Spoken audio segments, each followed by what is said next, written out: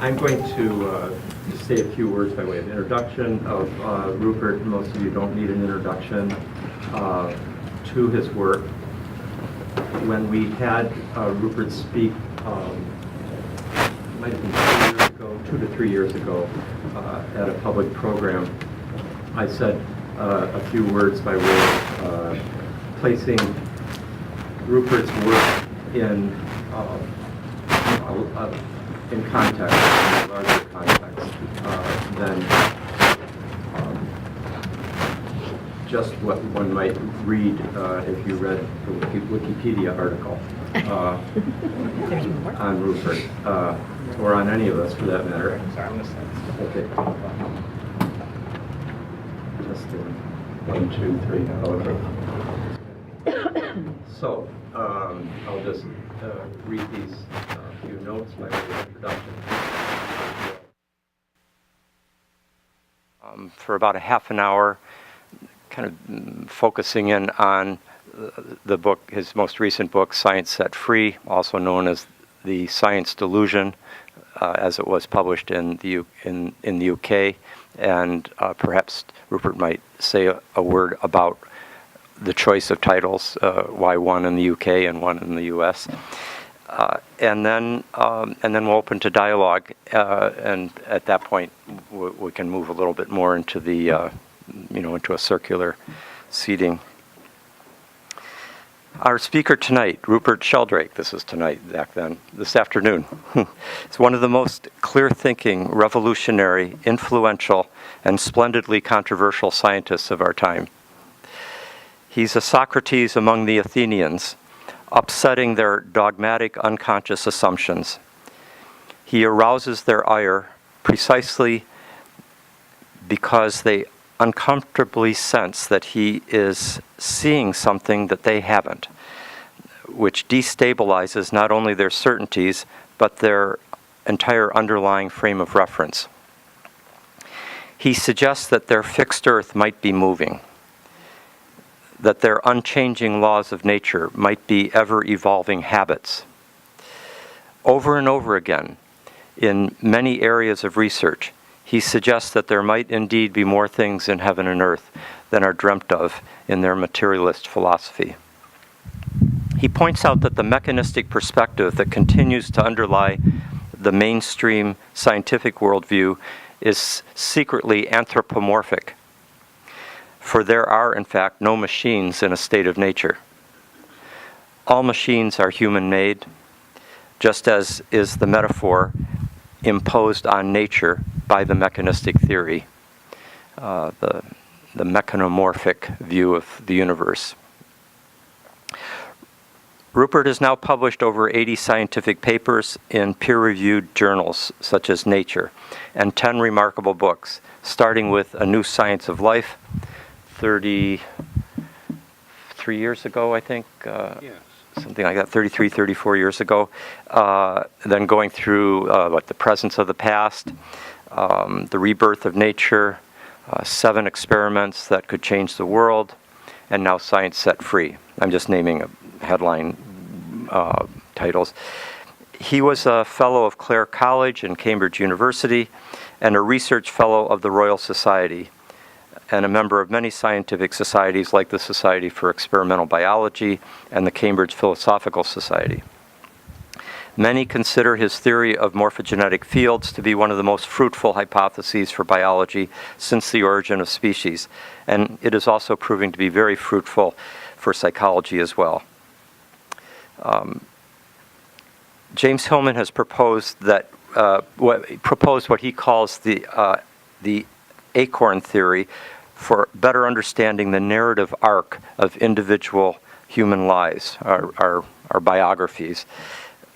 Just as the acorn holds implicit within itself the pattern for the growth and maturation of the oak tree, and draws toward it what it needs to actualize that potential and to actualize its oak tree-ness to its full realization.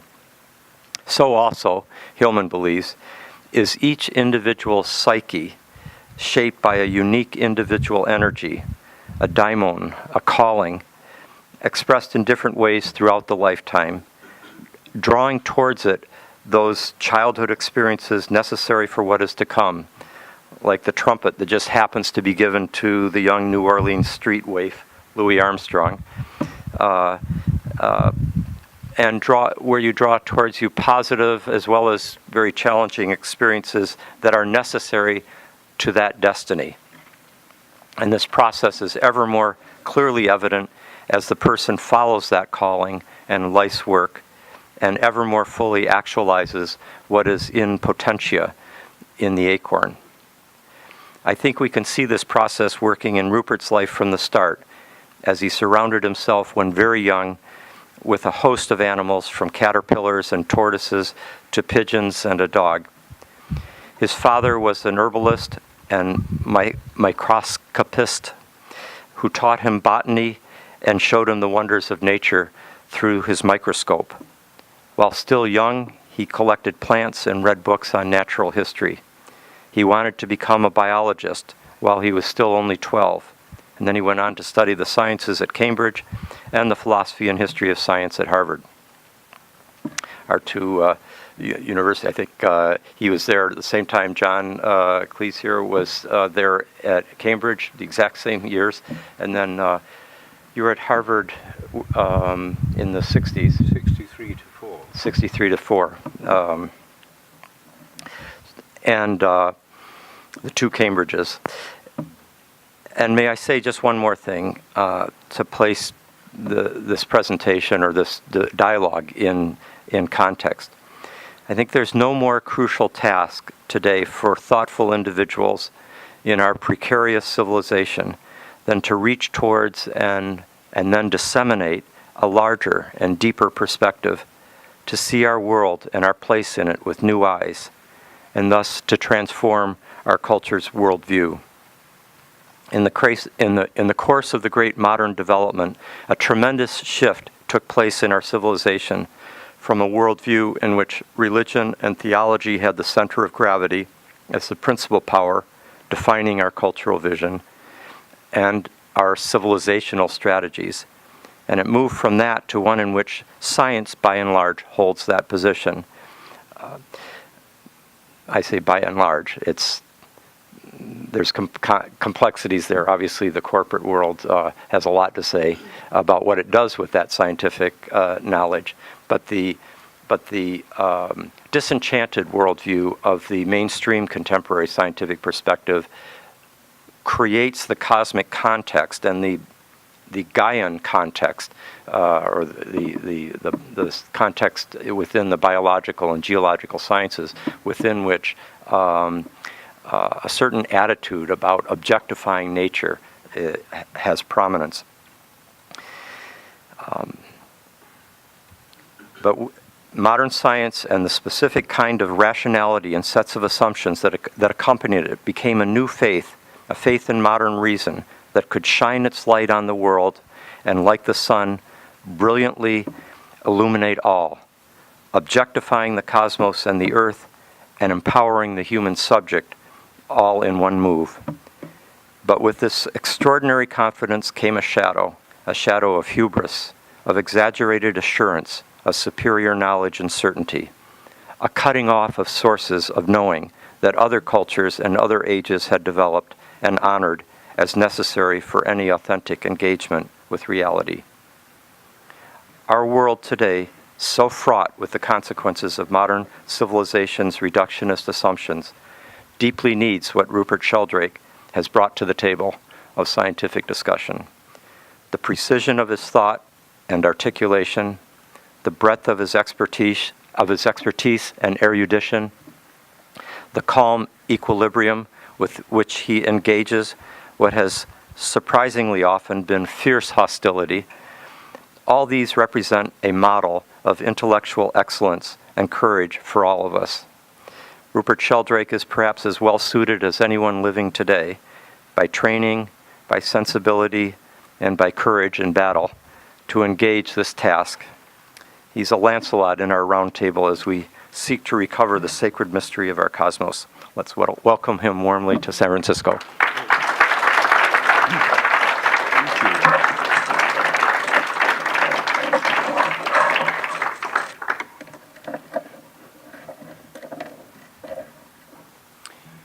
Well, thank you, Rick, for your very generous introduction. And thank you also for your support over so many years. I've known Rick for, I don't know, 25 years, maybe 30, starting at Esalen. And I've spent, over many years, been at CIIS as well. I'm a tremendous fan of this institute because there are very few places in the Western world where the big questions that are really important are actually discussed. I get emails from people almost every week saying, I want to look at the big picture of where we're going and what's going on, where can I study it? And I always give the same answer, CIIS, because there's hardly any competition in this area. It's astonishing that what's one of the most important areas to investigate is carried on in so few institutions, and this is the leading light in that world. So it's a pleasure and an honor to be here again. And Rick's asked me to talk a little bit about the central themes of my most recent book, Science Set Free, which is called The Science Delusion in Britain. Neither of those were my original title for the book, but when my British publisher wanted to publish it, he said that their offer of publishing it was conditional on changing the title to The Science Delusion. And I said, well, I don't really want to have a title that plays off Dawkins because it gives too much importance to his book. And it's also not really what this book's about. It's about the materialist worldview, which Dawkins and other materialist theses is based, and indeed, which is the foundation of the whole atheist or new atheist movements. I said, so it's not really a riposte to Dawkins, and I don't want it to be locked into that view. He said, well, we insist on this because sales and marketing say it will sell twice as many copies. And they were probably right. So I had to agree. But when it came to the title for the American book, this title just didn't work. Even when I tried it out with quite sophisticated American friends in San Francisco, and it doesn't get better than that, I found a surprising number of people who were puzzled by the idea of the science delusion. They said, are you a climate change denier? Is this against evolution? And I said, no, I'm not saying science is deluded. They said, well, why call it that? And I said, well, it plays off a book called The God Delusion by Richard Dawkins. They said, Richard who? Whereas in Britain, he's ranked as one of our all-time great public intellectuals and is constantly in the media and on the television. You can scarcely pass a week without having his comments on some subject or another. In America, his popularity seems mainly to be confined to the kind of intellectual atheist or agnostic class, rather than having a much greater popular following. So in America, my publishers thought that there should be a more positive title, since Americans are more positive in general. Also, they're in favor of liberty. So it was Deepak Chopra who actually came up with the idea, because he has a very good way of understanding and putting things clearly. Deepak suggested, why not call it Science Set Free? So I thought it was a really good idea. And it actually expresses what the book's about better than the British title. What the book is about the dogmas that I think are constricting the sciences and have done for more than 100 years.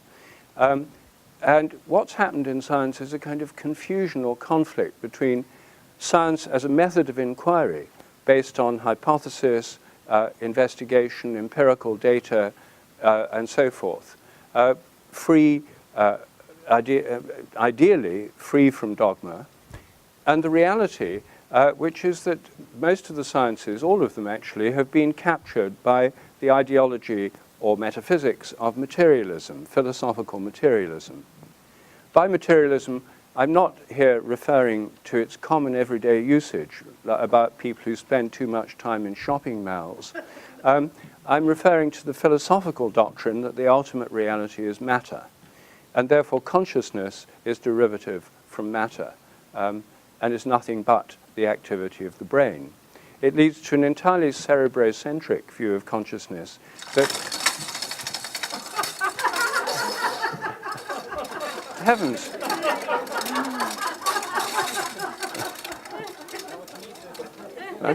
I was about to comment on the inappropriateness of the machine metaphor.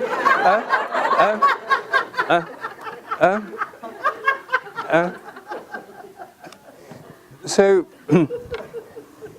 this very limited view of consciousness is the biggest problem in materialism, and I'll come to that in a moment. But what I want to start by doing is just outlining the 10 dogmas which are taken for granted by virtually all scientists and virtually all educated people, because most university graduates, whether or not they've studied the natural sciences, are led to believe that these are the correct view of seeing nature. And even if you don't agree with them in private, at least you have to pretend to believe in them in public.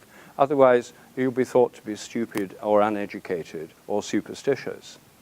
I think the present situation in relation to materialism is a little bit like Russia under Brezhnev, where there was an official doctrine which not everyone believed in. How few people in Russia were actual committed communists? Very few really believed it, but in public, most pretended to. And when rousing communist speeches were given at party congresses, halls of thousands of delegates all dutifully clapped, and dissidents were very few in number and mostly confined to psychiatric institutions. They were put there. But hardly anyone, well, not hardly anyone, but most people didn't really believe it. And most people don't really believe in materialism. Most people don't really believe that they are nothing but automata, that their brain is nothing but a computer, and that they don't have any free will or genuine choice. Hardly anyone believes that. Even materialists don't believe it because they'd like you to choose to believe in materialism on the basis of reason and evidence rather than believe in it just because your brain makes you believe in it because of conditioning, chance, or brain chemistry. Anyway, the 10 dogmas, which are usually taken for granted, are very rarely challenged, and most people don't even realize they're dogmas or assumptions, are as follows. First, that nature is mechanical. The universe is a machine, animals and plants are machines, we are machines. In fact, everything's machinery. This came into vogue in the 17th century, and it was the founding metaphor of the modern sciences. And the reason it became the founding metaphor was that the founding fathers of modern science were breaking away from the older worldview taught in all the European universities and monasteries and schools, which was really a form of Christian animism. In the medieval universities, people were taught that the Earth is a living organism, Mother Earth, that the heavens are alive, the stars are intelligent, that they're populated by minds, angelic minds, that animals and plants have souls. The reason we call animals animals is because they have a soul, or anima, and that human souls included the plant level of soul, which shapes the form of the body, the animal level of the soul, which underlies the emotions, the instincts, and the senses, and gives us emotions which we share with animals, like fear, lust, anger, etc. And the human soul contained a third element, the intellectual or conscious soul, which was to do with reason and was open to the Spirit of God. So the rational mind, which was embedded in a much larger psychic system, which was largely unconscious. The whole of this worldview was animate. The living God was the God of a living world, and the living world was organic and purposeful. Nature had internal purposes. Now, the machine view of nature displaced that, and precisely by getting rid of the souls from nature. And souls were drained out of nature until all that was left was purposeless machinery. Now, of course, machines do have purposes, but they're not inherent to the machines. A car has a purpose. It wouldn't be made otherwise. It's to get you from one place to another. But the car itself has no purpose. Its purpose is external to the car. It's in the minds of its owners or users. the difference with an organism is that organisms have their own goals or purposes. I learned this to my cost when I was I went to a trip in Ireland. In fact, I went to a transpersonal conference in the west of Ireland. And after it, we were offered, as part of the program, a horse ride around some beautiful Irish mountains. And I'd never ridden before, so I was given this horse, and they told me it was a very reliable animal. I sat on it. It seemed to know just what it was doing, and I hoped it would go off with the other horses around these beautiful mountains. But instead, it branched off at a particular junction and confidently walked down the road until it ended up at its stables. And it had a definite idea as to where it wanted to go, whereas if I got in a car, that wouldn't have happened. So the organisms have purposes, machines don't. And so the idea was to drain all the purposes out of nature. And in the 17th century, the founders of modern science were devout Christians, and they thought that by downgrading nature, they could upgrade God. They thought it was pious to take this view because all the purposes of nature were taken out of nature and put in the mind of God. God was the purpose of the whole universe. Before, the animals and plants had all had their own purposes, delegated purposes, ultimately derived from the divine purpose, but inherent in the organisms.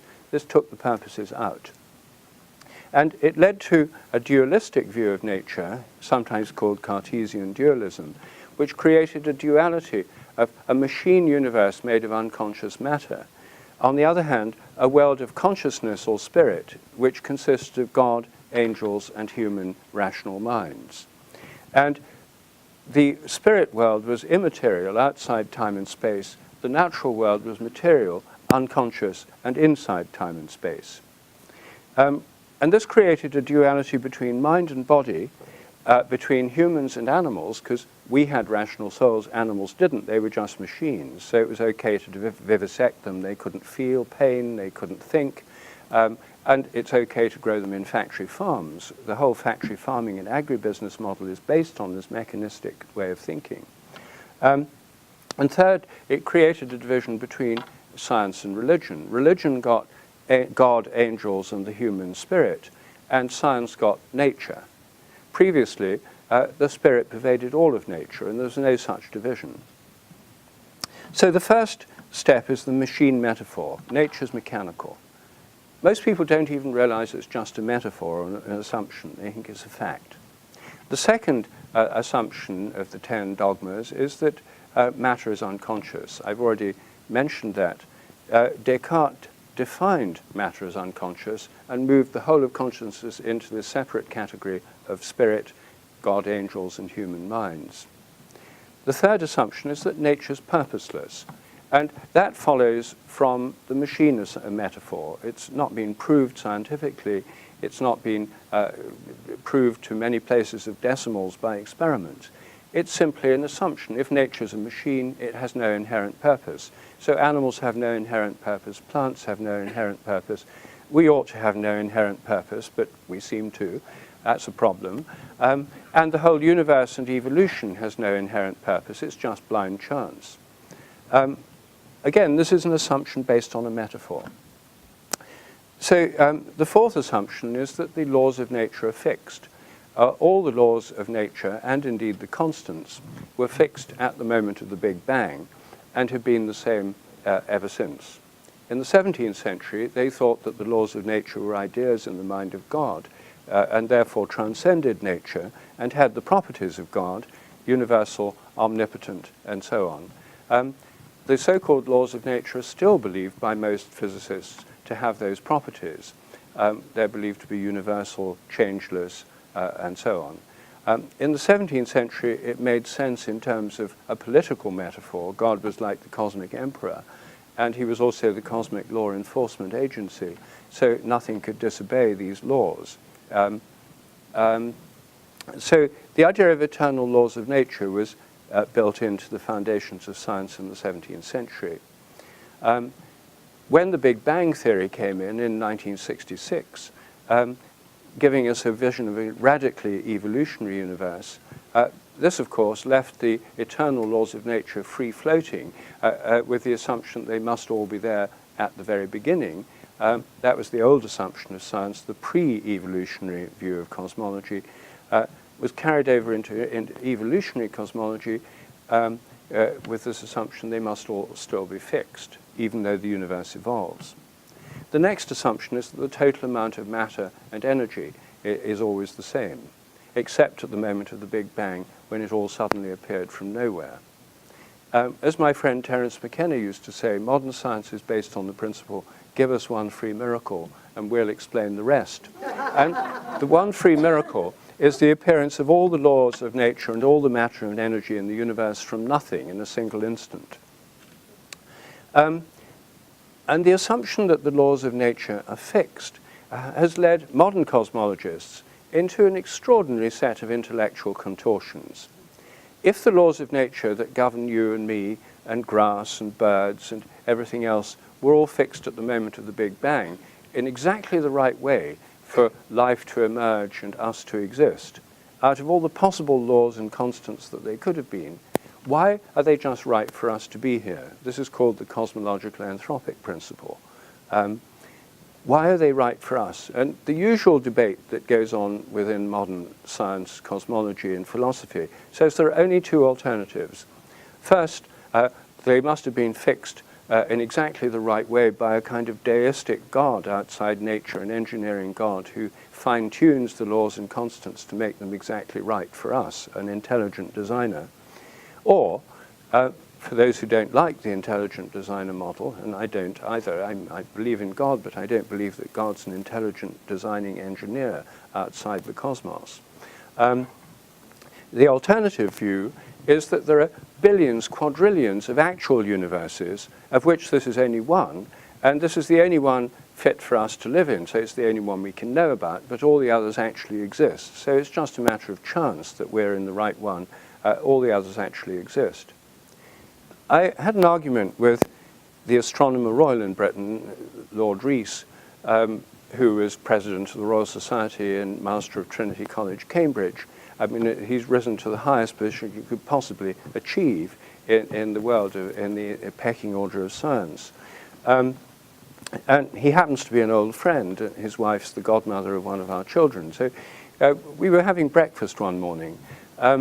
And I said to him, Martin, I can't understand why you want to proliferate universes so endlessly. I mean, trillions, quadrillions of universes. I said, it just seems to me such an extravagant hypothesis. And he said, yes, but this way we can get rid of God. And I said, but surely, isn't this proliferating universes, isn't this the ultimate violation of Occam's razor, the principle that entities should not be multiplied unnecessarily? I agree it's a bit of a problem. We're working on it.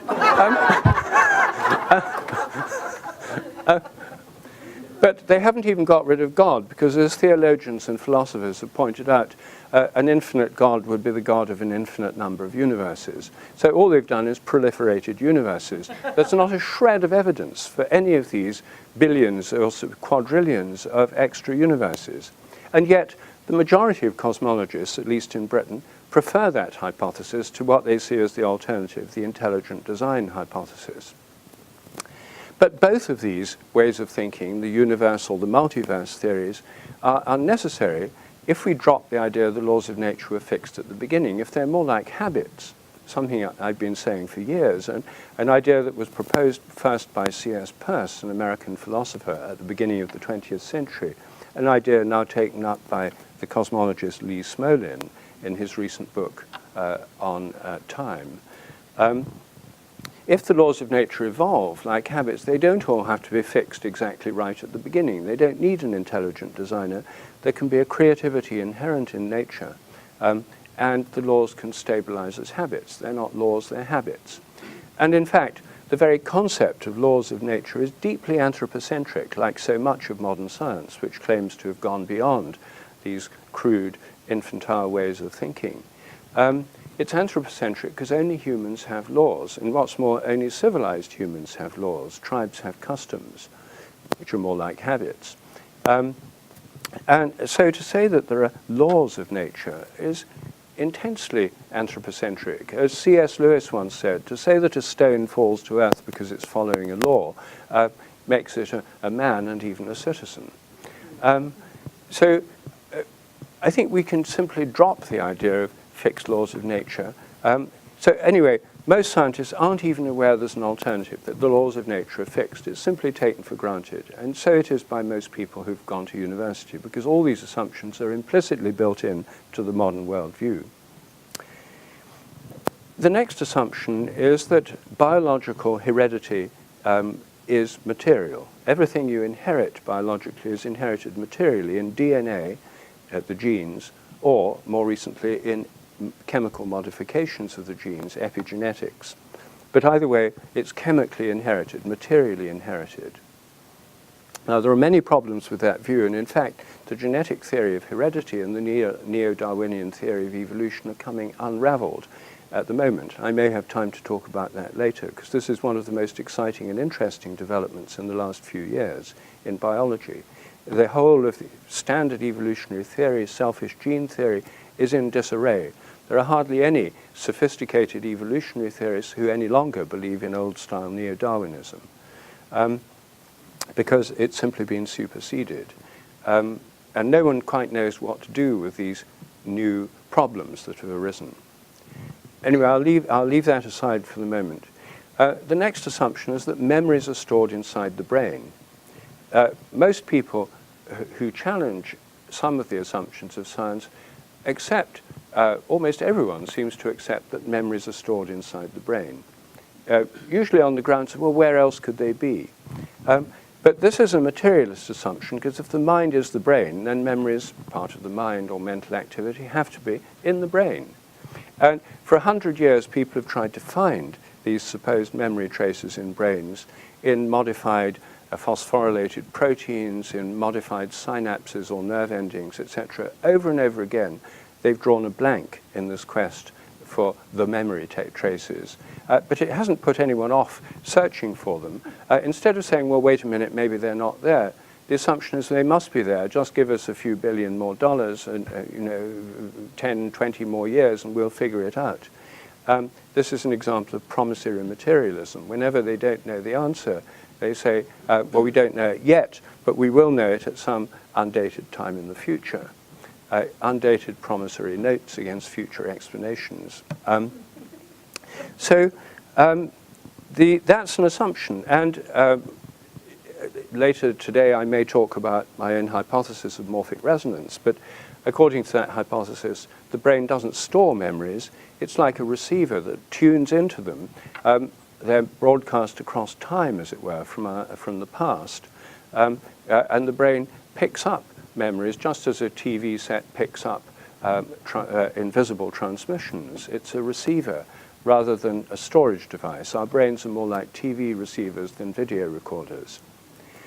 And the evidence fits much better with the idea that the brains are not storing memories than it does with the idea that they are in the brain. But again, this is not something that's on the cards within the realm of neuroscience because it's simply too taboo. It goes against this assumption. So billions and billions of dollars, hundreds of billions, have been spent on memory research, all on that assumption. Not one penny, as far as I know, has been spent on looking at alternatives to that, because it's so universally assumed that must be true. The next assumption is that the mind is nothing but the brain. I mentioned this earlier. Mental activity is brain activity. This is a consequence of the materialist hypothesis. And the ninth assumption, it follows from the previous one, which is that psychic phenomena like telepathy are illusory. They must be illusory if the mind's nothing but the brain, because thoughts in your mind couldn't possibly have effects at a distance, or contact events in the future, or be influenced by the mind's own future. The general assumption here is that although most people claim to have had telepathic experiences or other psychic experiences, they're simply deluded about their own experience. And when parapsychologists come up with evidence that suggests these things are real, then the people who've come up with the evidence are either fools or frauds. And this evidence is all flawed. And there are entire skeptic organizations designed to counteract any evidence for psychic phenomena. They're very powerful, they're very well organized.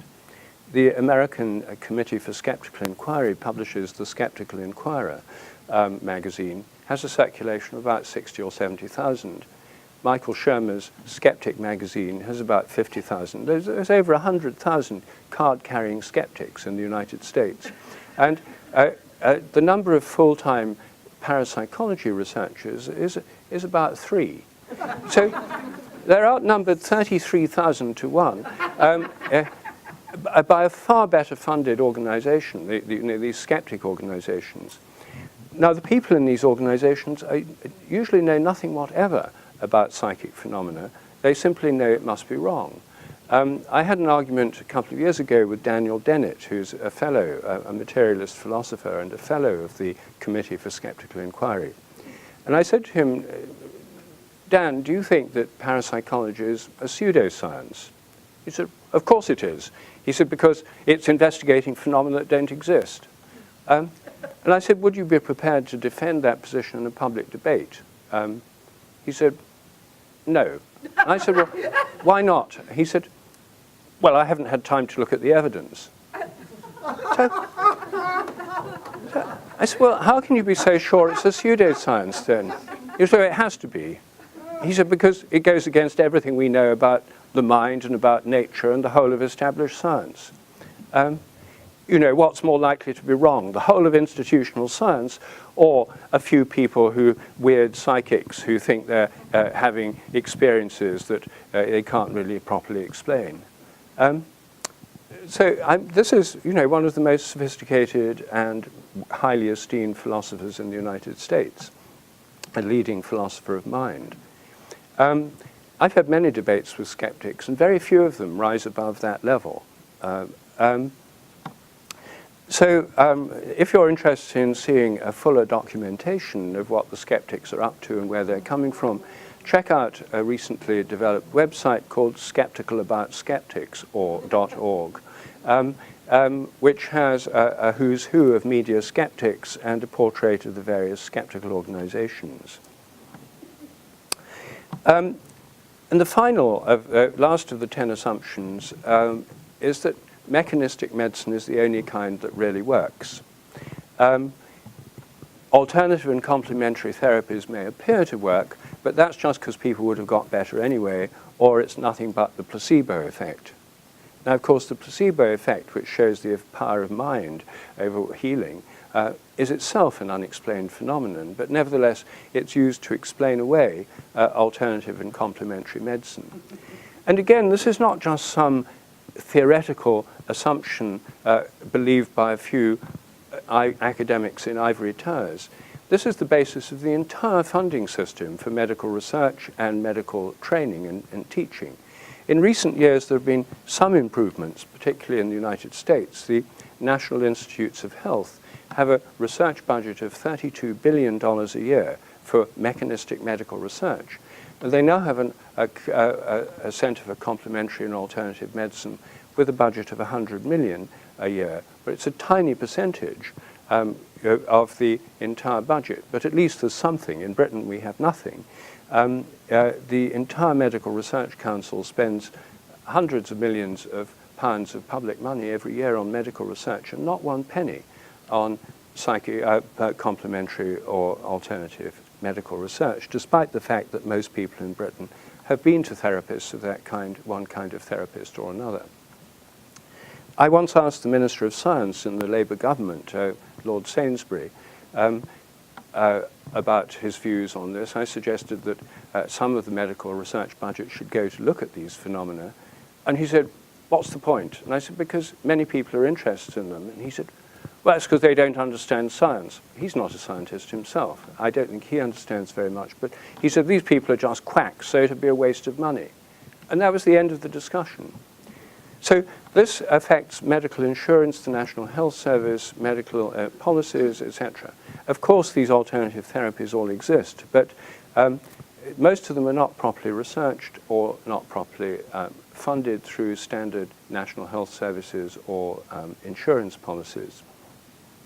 So these assumptions, these 10 assumptions, shape the pre-installed worldview of the average university graduate.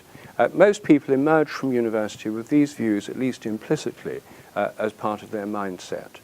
And they often defend them because they want to be seen as smart, educated, and modern. But I think every single one of these views is false. And every single one of them, I think, is holding back science and preventing free inquiry into areas where, by breaking out of them, we could make much more interesting discoveries than we're making now. And it's not as if science as presently constituted is working very well. It's obeying the law of diminishing returns. And in think tanks in London and Washington, D.C., there's a lot of discussion at the moment about what policymakers call the innovation deficit.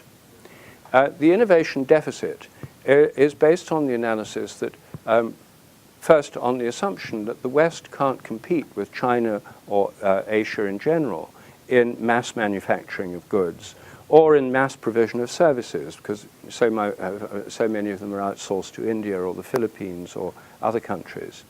The West is supposed to be able to compete through innovation, being the leading edge of innovation.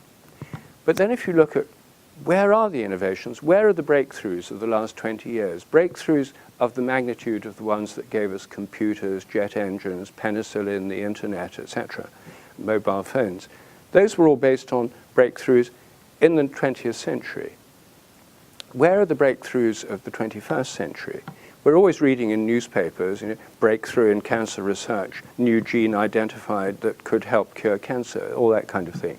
But real breakthroughs, real innovations, are very, very few and far between.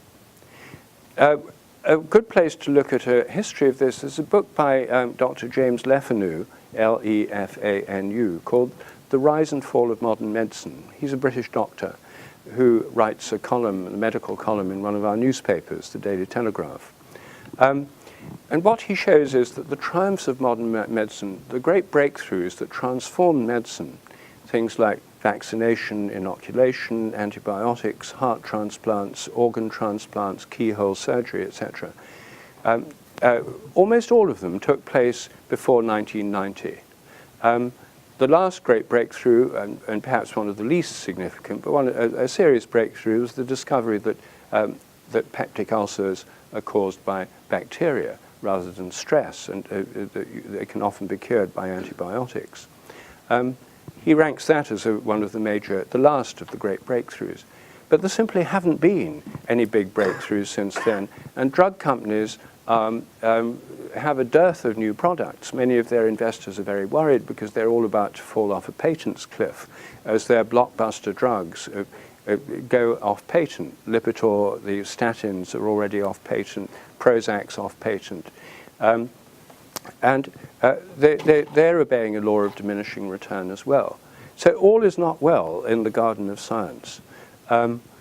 So I think that challenging these assumptions and looking at alternatives opens up completely new perspectives. I'm just going to deal with one of them in a little bit more detail, and then we'll leave any of the others for my dialogue with Rick and the subsequent session, parts of this afternoon. The one I want to look at in more detail is the idea that matter's unconscious. I already said this came into being by definition in the 17th century. But most scientists until the 19th century were dualists. They said, okay, science deals with nature, matter's unconscious, but of course human minds are not just material things, and of course God still exists and our minds can relate to God.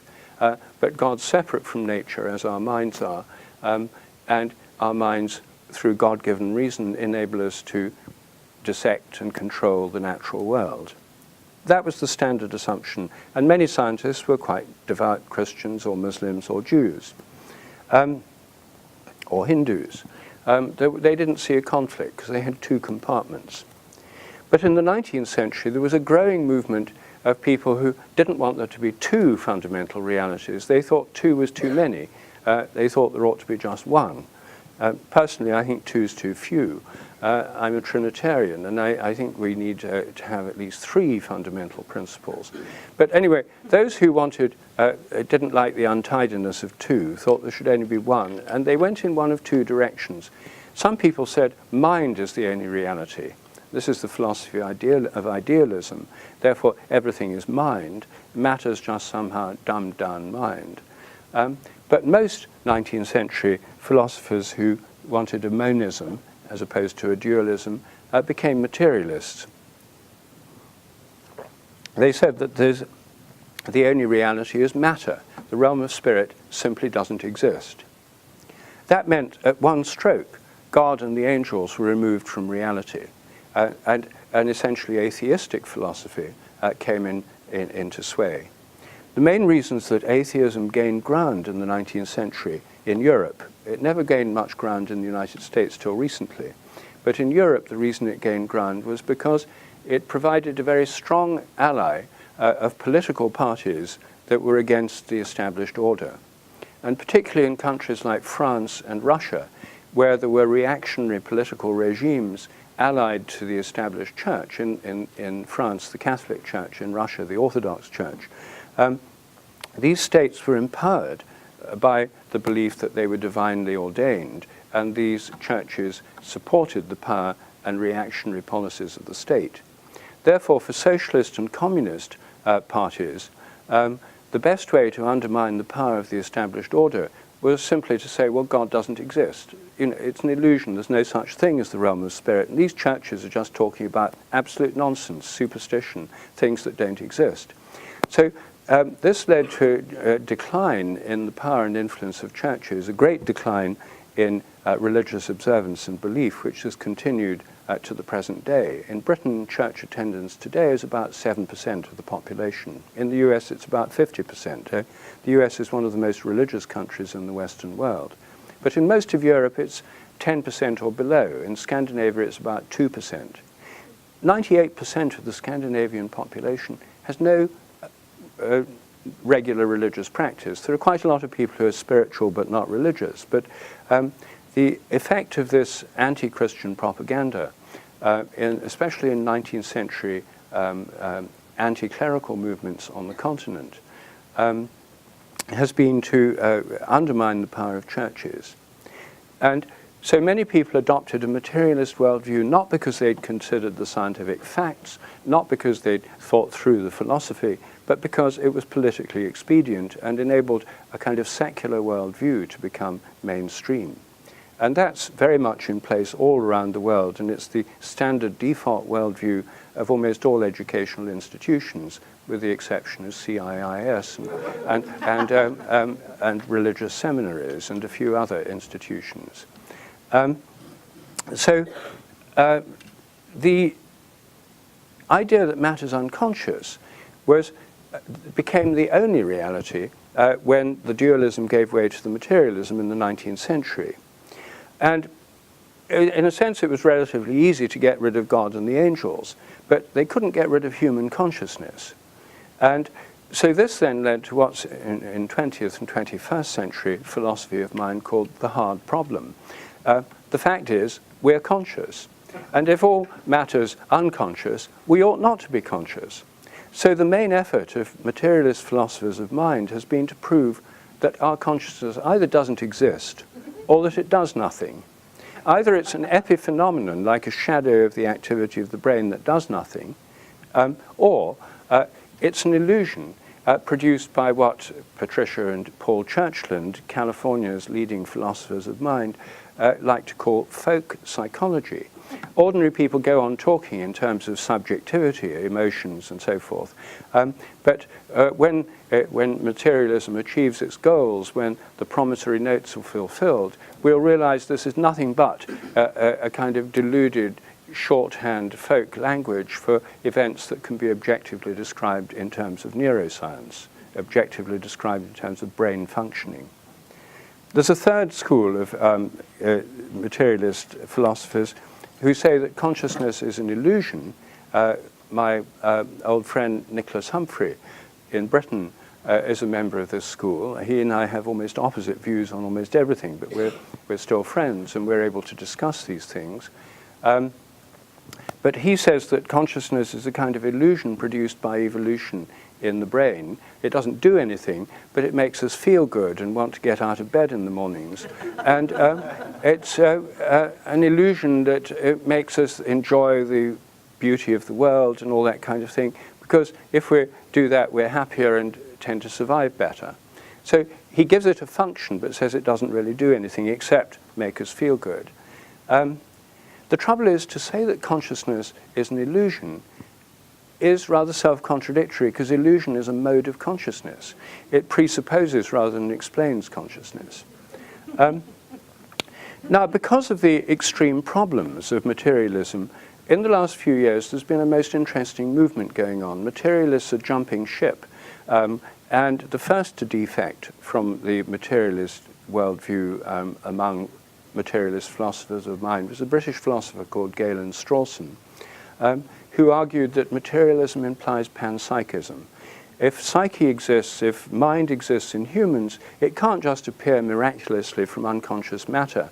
There must be proto-mind or lower organizations of mental processes right back into the material world as far as electrons and subatomic particles. There must be some kind of mental aspect to all nature. A more recent convert to that view is Thomas Nagel, one of America's leading philosophers of mind at Columbia, who 3 years ago produced a book called Mind and Cosmos: Why the Materialist Neo-Darwinian Conception of Nature is Almost Certainly False. Caused a furore among philosophers. He was denounced in the most incredibly inflammatory language by people like Steven Pinker and Daniel Dennett for betraying science, reason, and philosophy. And he's actually an honest man trying to, if you read his book, which I have done, it ends exactly where I'd like it to begin, but you see somebody trying to claw their way out of this materialist trap. And he ends up by saying there must be some other aspect to nature, there must be another way of understanding mind, the panpsychism must be in some sense true, although I don't know quite how it's true and in what way, and there must be some inherent teleology or purpose in nature. He remains an atheist, but he thinks that the facts of the matter force one to those conclusions. Most recently, one of the most hardcore materialist neuroscientists, Christoph Koch, came out in favor of panpsychism in an article in Scientific American last year. And it's now a kind of swelling movement in the materialist ranks. The trouble is that none of them are very clear about how panpsychism might work. And I'm going to end this introductory section by just saying a few words about the most interesting panpsychist philosopher of the 20th century, Alfred North Whitehead. I'm sure you discuss him in your program here.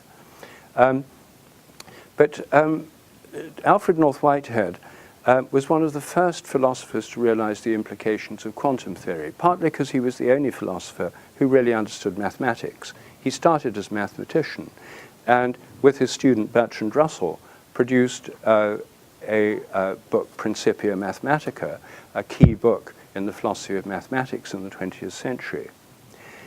When quantum theory got going in the 1920s, Whitehead realized immediately that if electrons and other quantum particles are waves, which is what quantum theory was saying, then they have time within them.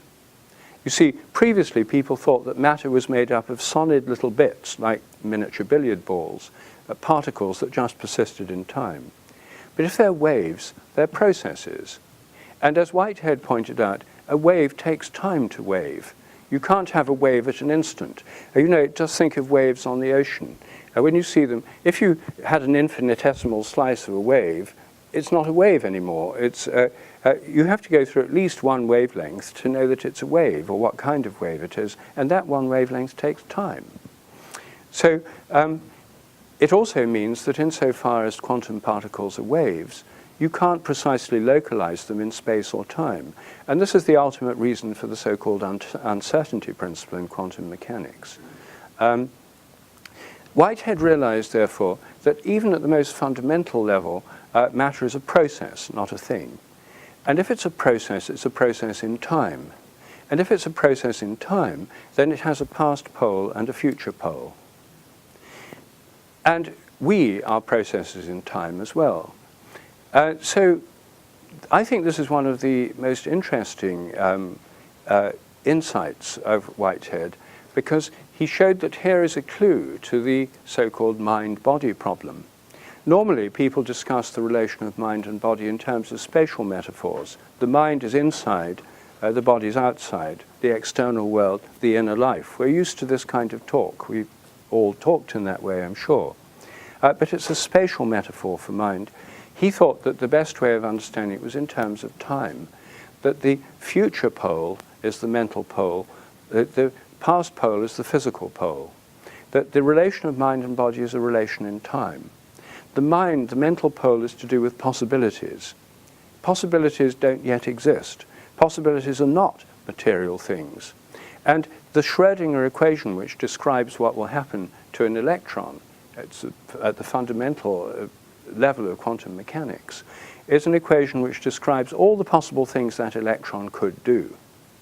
As soon as the electron interacts with anything, measuring apparatus or a molecule or anything else, or the screen on an old-style TV set,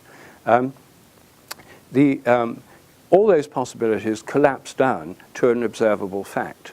It's sometimes called the collapse of the wave function. And this collapse of the possibilities to an observable fact is what happens when you move from the mental pole. A decision or change comes about so that a decision among these possibilities is made, maybe by chance, maybe by choice, until a decision is made and a fact comes into being, but it's now in the past.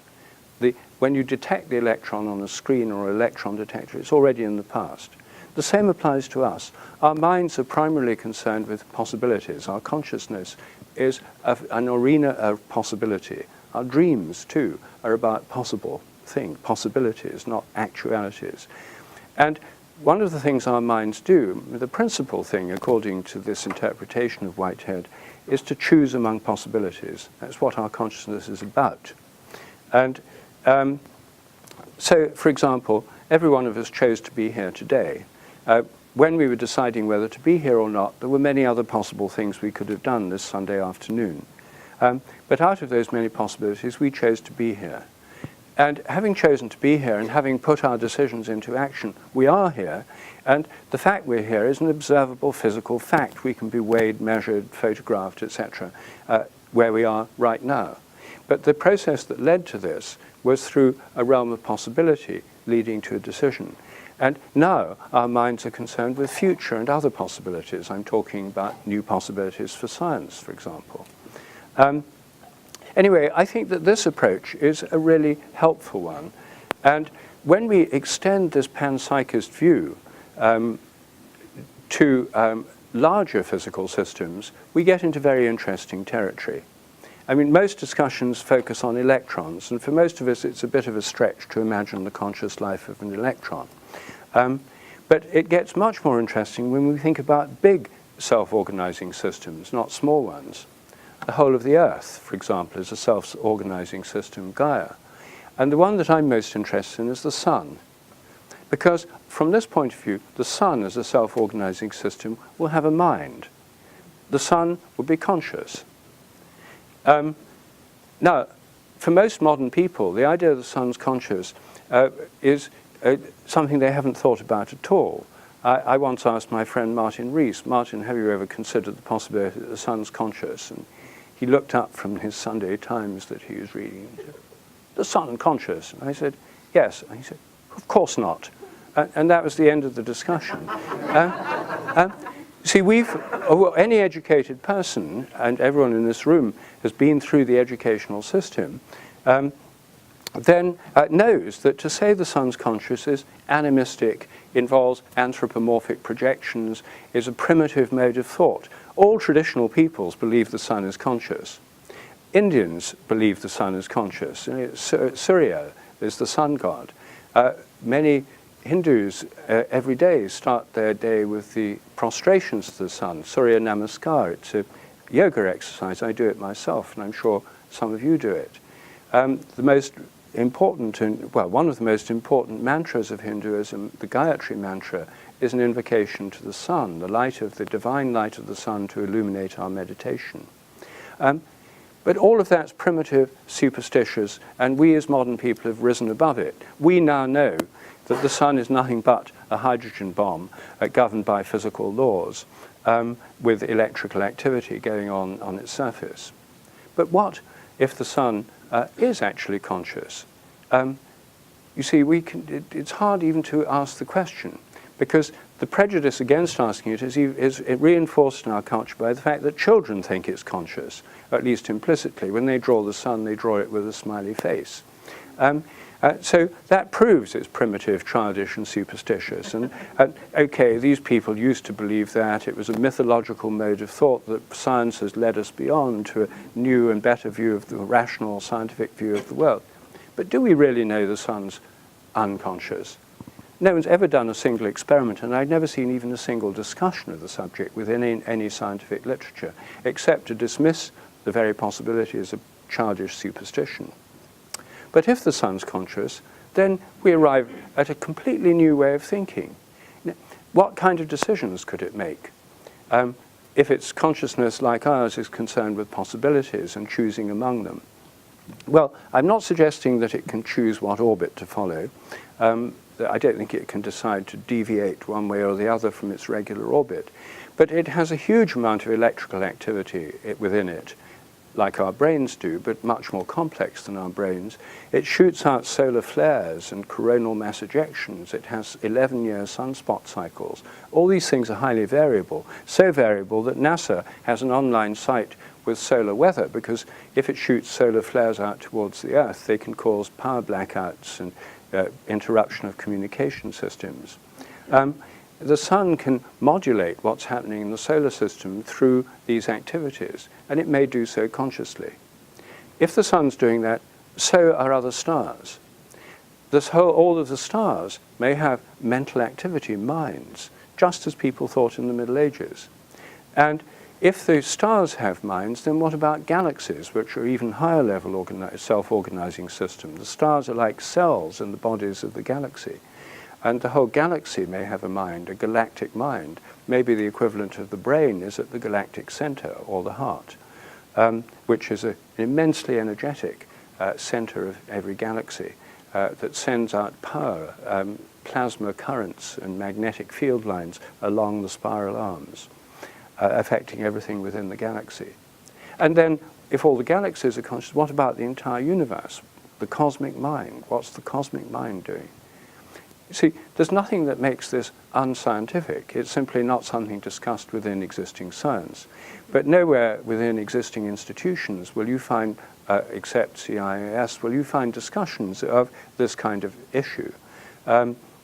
Because it's simply not on the agenda because of the taboo against it. I think when we break out of these taboos, and that's just one example of one of the taboos that I've discussed, entirely new possibilities open up for scientific investigation. And I think we've been liberated from this constricting philosophy of nature. And I think that our whole attitude to nature would be regenerated. I think the sciences themselves would be regenerated. I think all of this is good for science. I'm saying these things not because I'm anti-science, but because I'm pro-science. I spent my entire career in scientific research. I'm very pro-science. But I just think it's terrible the way that it's got so locked into these dogmatic points of view and that they're constricting science itself in such a limiting way.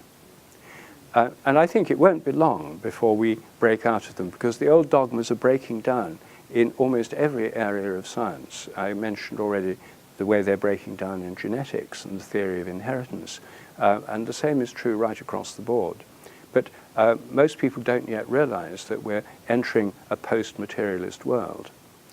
There is a website which deals with this. Last year, a number of scientists and medical researchers gathered in Tucson, Arizona. We had something called the Summit on Post-Materialist Science.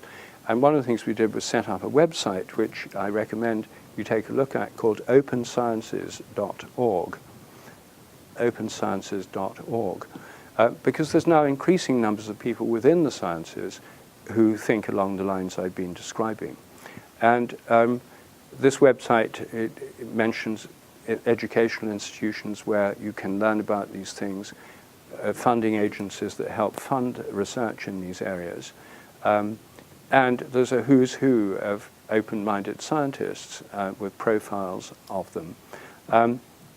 And there's a manifesto for post-materialist science, which has been signed by dozens of scientists within educational and medical institutions. So it's still small, but there is a growing movement now, and I think we're on the threshold of a massive paradigm change. Thank you.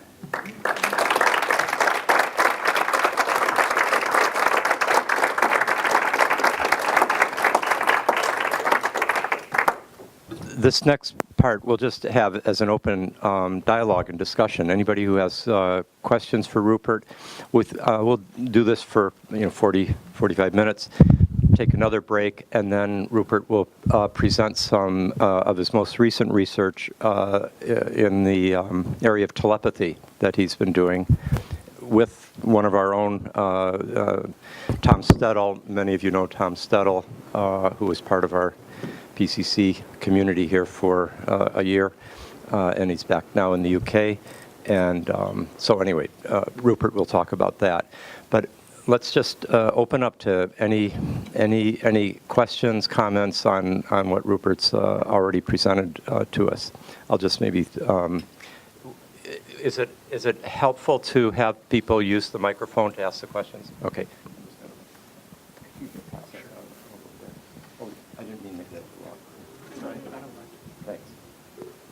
So last year, our Academy of Science had a planetarium exhibition on dark matter and dark energy.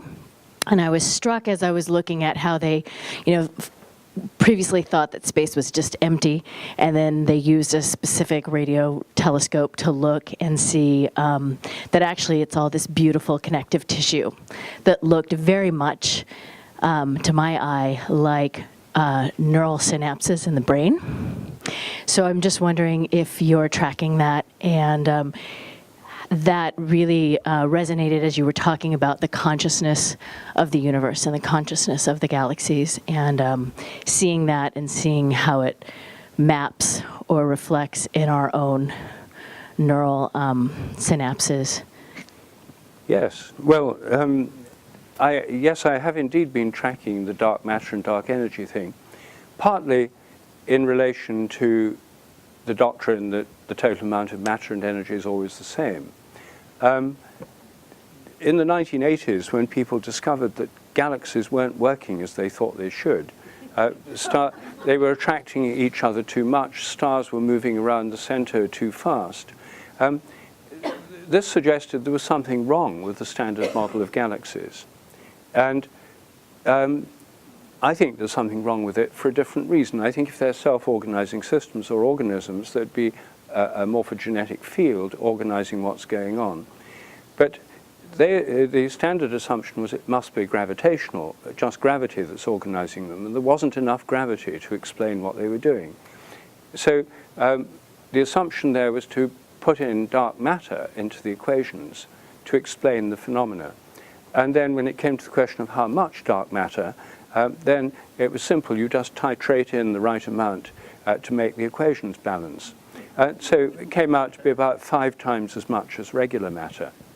And nobody jumped up and down and said, that's terrible, you're introducing 5 times more matter into the universe than there was last year. That defies the law of conservation of matter. No one protested, and they got away with it. I think really dark matter is a kind of placeholder. It's not actually being detected. It's a placeholder for what we don't know about galaxies. And that's why I think it's interesting. Personally, I'm skeptical of whether it really exists. There are certainly connections between galaxies that suggest interrelationships. But whether you can't see dark matter by definition, that's why it's called dark matter. Then they had the problem, having introduced all this extra matter into the universe, it was 5 times heavier than before. That meant that the cosmic expansion ought to be slowing down because there was more matter to pulling it together again. And until about 1999, people thought that the universe would slow down as it expanded, stop, and then begin to contract faster and faster until it all ended in tears, in the opposite of the Big Bang, called the Big Crunch. And but in around 1999-2000, observations of distant galaxies showed that far from slowing down, the expansion of the universe was speeding up. So how do you explain that? Well, introduce dark energy, a hitherto unobserved form of dark energy which pushes the universe apart. Dark matter and dark energy are now believed to constitute 96% of all matter and energy in the universe. The energy and matter we learned about at school is only 4% of reality according to contemporary physics. And it's as if they've discovered the cosmic unconscious.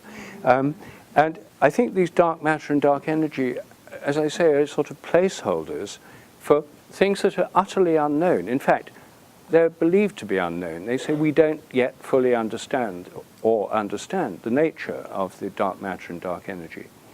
And attempts to detect dark matter experimentally have been very unsuccessful so far. Occasionally you say someone got a blip on some detector that suggests it might be there, but then it turns out that it isn't really there, or at least the blip was the wrong kind of blip. I track them because I think that what they are is an admission by physics of a radical incompleteness of existing theory. They've had to insert unobserved substances which constitute the vast majority of supposed physical reality. The other thing is that the theory itself now defies the law of conservation of matter and energy, because the equations for dark energy, which are the standard equations that most cosmologists use, say that the total amount of dark energy in a given unit of space is constant. But since the universe is expanding, the total amount of space is expanding, therefore the total amount of dark energy is increasing. So in fact, the amount of dark energy in the universe is increasing all the time, which makes the universe a perpetual motion machine, which defies this principle. So the whole thing is a terrible mess, and is one of the problems physics is in crisis at the moment, partly because the entire cosmological explanation depends on these completely unobserved principles, partly because the most important theoretical structure in physics, superstring theory or M theory, on which 80% of theoretical physics is based, yields no testable results and has equations that would apply to 10 to the 500 power of 500 universes. And it's so general that it makes no testable predictions at all. So a lot of physicists are now saying, is this science? And then there's the multiverse universe problem, where many physicists are now postulating trillions of unobserved universes without a shred of evidence. So some of the more radical physicists are questioning the entire enterprise. The best general introduction to this situation is Lee Smolin's book, The Trouble with Physics. He's a cosmologist who's more sensitive than most to the problems with physics. And there are quite a number of the more thoughtful members of the physics community who think it's completely lost its way. So I think it is worth tracking what's happening in these areas, but not for quite the same reasons as most physicists think. Yes. Thank you. So, speaking of which, I would be curious to hear, as you were discussing, whether there has been more recent breakthroughs and ground met in that regard about electric universe theory, and namely electromagnetic field forces, actually in contrast to this historically held model actually being stronger than gravity and such things like that. Well, not everyone may know about the electric universe. How many people have heard about the electric universe theory? Well, a small minority. But that's in itself interesting, you see, because the way science works at the moment is that there's a kind of overwhelming orthodoxy in each branch of science. And because it's based on a kind of totalitarian winner-takes-all model, as opposed to a pluralistic model, the dominant orthodoxy gets all the grants, controls all the journals, etc. And almost every branch of science has sort of dissident groups have been extruded onto the into the fringes. Within psychology, for example, parapsychology has been extruded from academic psychology. It's a kind of treated as a fringe group, often of no scientific value at all.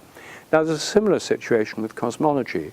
There's this group called the Electric Universe, who they have conferences, they have a website, the Electric Universe, and they have a radically different view of the way the cosmos works. I've been to a couple of their conferences, and I found them absolutely fascinating, because many people within them are electrical engineers, physicists, cosmologists. Some of them are mythologists, so people who study myth and think that this, they tie it into some ancient myths and about changes in, slightly like von Däniken, the idea that there were changes in planetary orbits, which are actually becoming increasingly favored. I mean, the conventional theory of the moon right now is that the moon was formed by a vast asteroid hitting the Earth and, as it were, causing a splash of matter out of the Earth, which became the moon.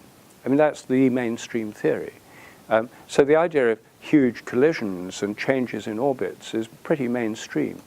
But the Electric Universe people argue that instead of the galaxies being organized primarily by gravitation, which has been the basis of cosmology since Sir Isaac Newton, instead, the main organizing forces are these vast electric currents, which everyone agrees really exist. There are incredibly active, energetic centers of generating energy in the hearts of galaxies, the galactic center, as I mentioned a few minutes ago. And there are enormous electric currents going through the plasma in the interstellar gas, through the arms of galaxies, vast electric currents stretching over millions of light years associated with magnetic field lines, millions of light years long, vast magnetic fields.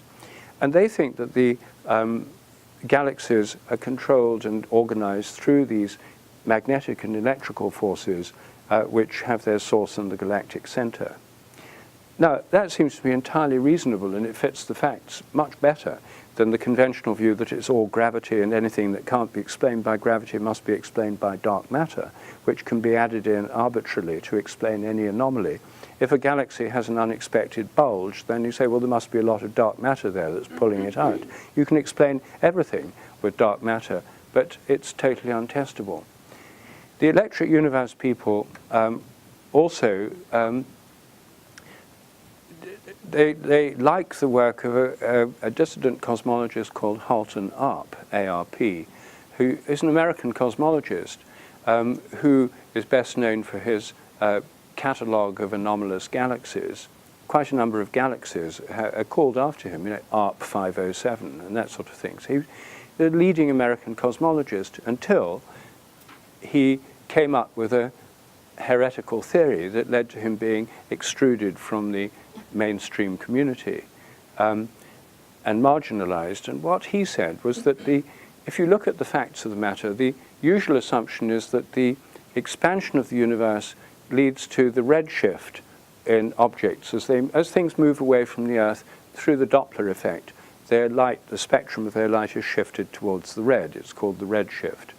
And things that are very distant from us have high redshifts of 6 or 7. Things that are very close have redshifts of 0.1, 0.2, etc. A redshift of about 6 or 7 is enormous, and it implies that something's extremely distant. Well, the most energetic objects in the universe are called quasars, quasi-stellar objects. And quasars give out huge amounts of energy. They also have enormous redshifts. Most of them have redshifts of 5 or 6. And this implies that quasars are not only very energetic, but even hyper-energetic, almost inconceivably energetic, because if we can detect them so far away, and they have these huge redshifts, they're completely unlike anything that's near to us. And the usual assumption is that these must be extraordinary, anomalous objects that are far, far away, receding from us very fast. But Halton-Arp came up with a different theory. He thought that the redshifts of quasars had nothing to do with them moving away from us. He thought that quasars were newly minted matter spat out of these energetic cores of galaxies, often spat out on both sides of the galaxy. You often see quasars, one on either side of a galactic center. And that the reason they have a redshift is because it's what he calls the intrinsic redshift, that he thought newly minted matter has a redshift because its existence hasn't yet been detected by the rest of the universe. It can only be detected at the speed of light, and as the rest of the universe registers it, it reduces its redshift. Now that, I can't comment on the technical details of that theory, but this is Halton-Arp's theory. And the electric universe people are very keen on Halton-Arp's theory. Halton-Arp himself wrote a book about this called Seeing Red, which is it's spoilt by the fact he was extremely embittered by the treatment. As soon as he came up with this theory, he couldn't get time on telescopes, he couldn't get grants, he couldn't get his papers published in journals. This extreme intolerance that's characteristic of science, because of the lack of a pluralistic model. The idea is science is a universal truth about all the universe. Therefore, you can't have two lots of cosmology. You can only have one at any given time. And scientific revolutions are usually, as in Thomas Kuhn's book, The Structure of Scientific Revolutions, are usually conceived of as being rather like those old-style Latin American revolutions where one military junta is replaced by another. It's still a dictatorship. That's an aside. But anyway, the Halton-Arp's views are part of the electric universe theory, and their most radical theory, the one I found completely intriguing when I heard a talk on it at one of their conferences, is that the sun is not powered from within, as conventionally believed by the hydrogen bomb theory, but powered from without. That there are huge electric currents passing through the universe. They enter the whole sphere of the solar system. They pass through, they're attracted towards the sun. And the light of the sun, most of it's generated by something a bit like lightning moving into the sun from outside. And the proponents of this theory have quite good arguments. The photosphere, the surface of the sun that we see, has a temperature of about 5,000 degrees centigrade. The corona that you see during eclipses, the gaseous bits around it, which you can't see normally, have temperatures of about 5 million degrees centigrade. So how come, as you get further from the center, where the energy is supposed to be produced, the temperature, instead of going down, goes up so dramatically? Well, the theory that the sun's powered from outside makes more sense of that than the existing theory, which keeps changing. They say, oh, well, it's caused by the reconnection of magnetic field lines. That's the usual theory. You say, well, how exactly does that work? And when you ask the questions, then you say, oh, well, so-and-so thinks it happens this way, but we think it happens this way. And then another critic says, no, they've got it all wrong. So it's not as if there's an agreed theory of reconnection of magnetic field lines. It's an attempt to explain a phenomenon that simply doesn't fit into the existing model.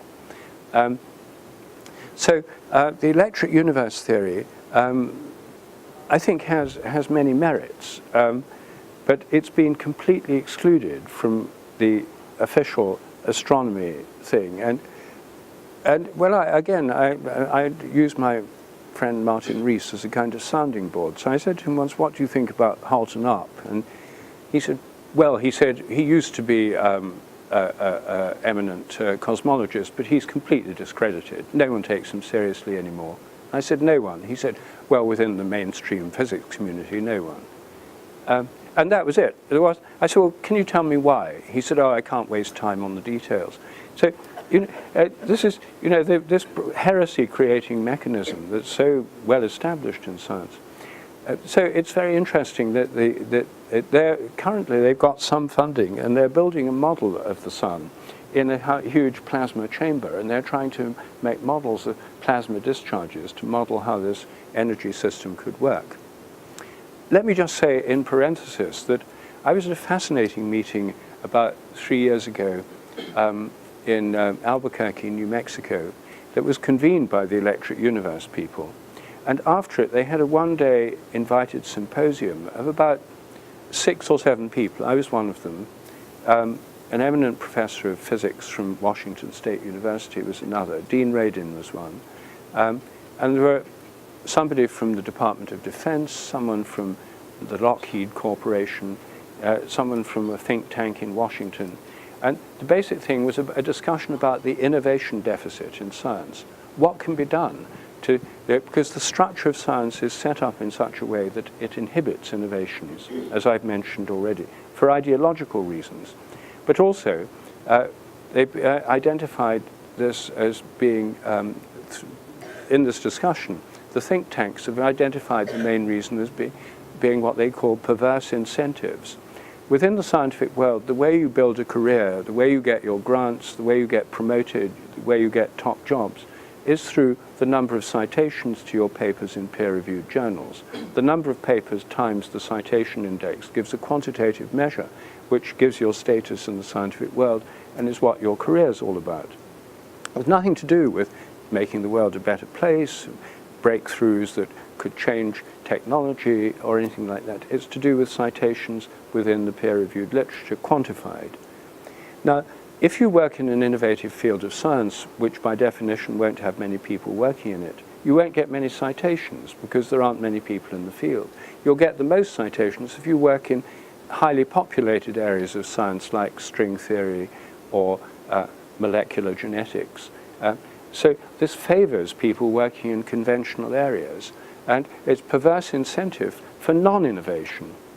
Anyway, there's a chap called Gerald Pollack, who's a professor at the University of Washington, works on water, has very innovative work on properties of water, who launched the idea for something called the Institute for Venture Science, for which he's been trying to collect billions of dollars from aging Silicon Valley billionaires on the principle they can't take it with them, and the best thing they could do if they believe in innovation is to give the money to a fund that could actually encourage innovation. And his argument is that in every branch of science there are these extruded, marginalized groups like the Electric Universe, parapsychology. Within the water research, there's a whole group of water researchers who have been, including memory of water people, who have been squeezed out of the academic mainstream. He said these are the low-hanging fruits. He said if I had a fund with several $1 billion, he said what we should do is fund all these marginalized groups, not just one lab, but several labs within each group, because these are the places where there's most likely to be breakthroughs. They're areas where serious people have spent years and endangered their own careers doing innovative research, where these are the areas innovation will come from. And by doing that, science would be transformed. I think he's completely right. And the Electric Universe is precisely one such group. So this is a long answer to your question, but I think that the Electric Universe group is I mean, it's interesting. Even here, very few people know about it because it could have a bearing on, cosmology and some of the things that you discuss. But it's simply not on the radar for most people because the scientific media, science journalists don't report anything done in these conferences. They're treated as fringe or, crank or something not taken seriously. You wouldn't read about it in the New York Times or Scientific American or anything like that. And most politicians and funding agencies and professors and intellectuals get their information from these kinds of organs, serious journalist organs. And serious scientific journalists would never report on these things.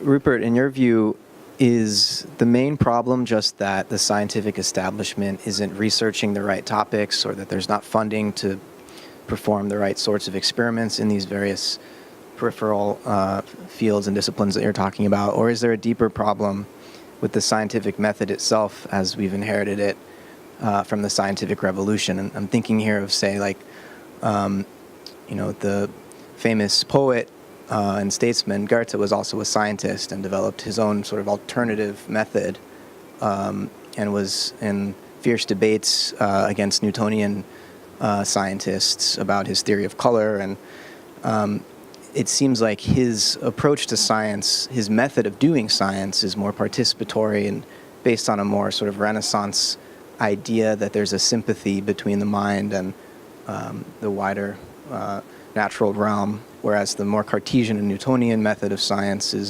it's highly mathematical and quantitative and seems to rule out in advance certain discoveries along the lines of, say, panpsychism or whatnot. So is it a problem with just not doing the right kind of research, or with the scientific method as we've inherited it itself?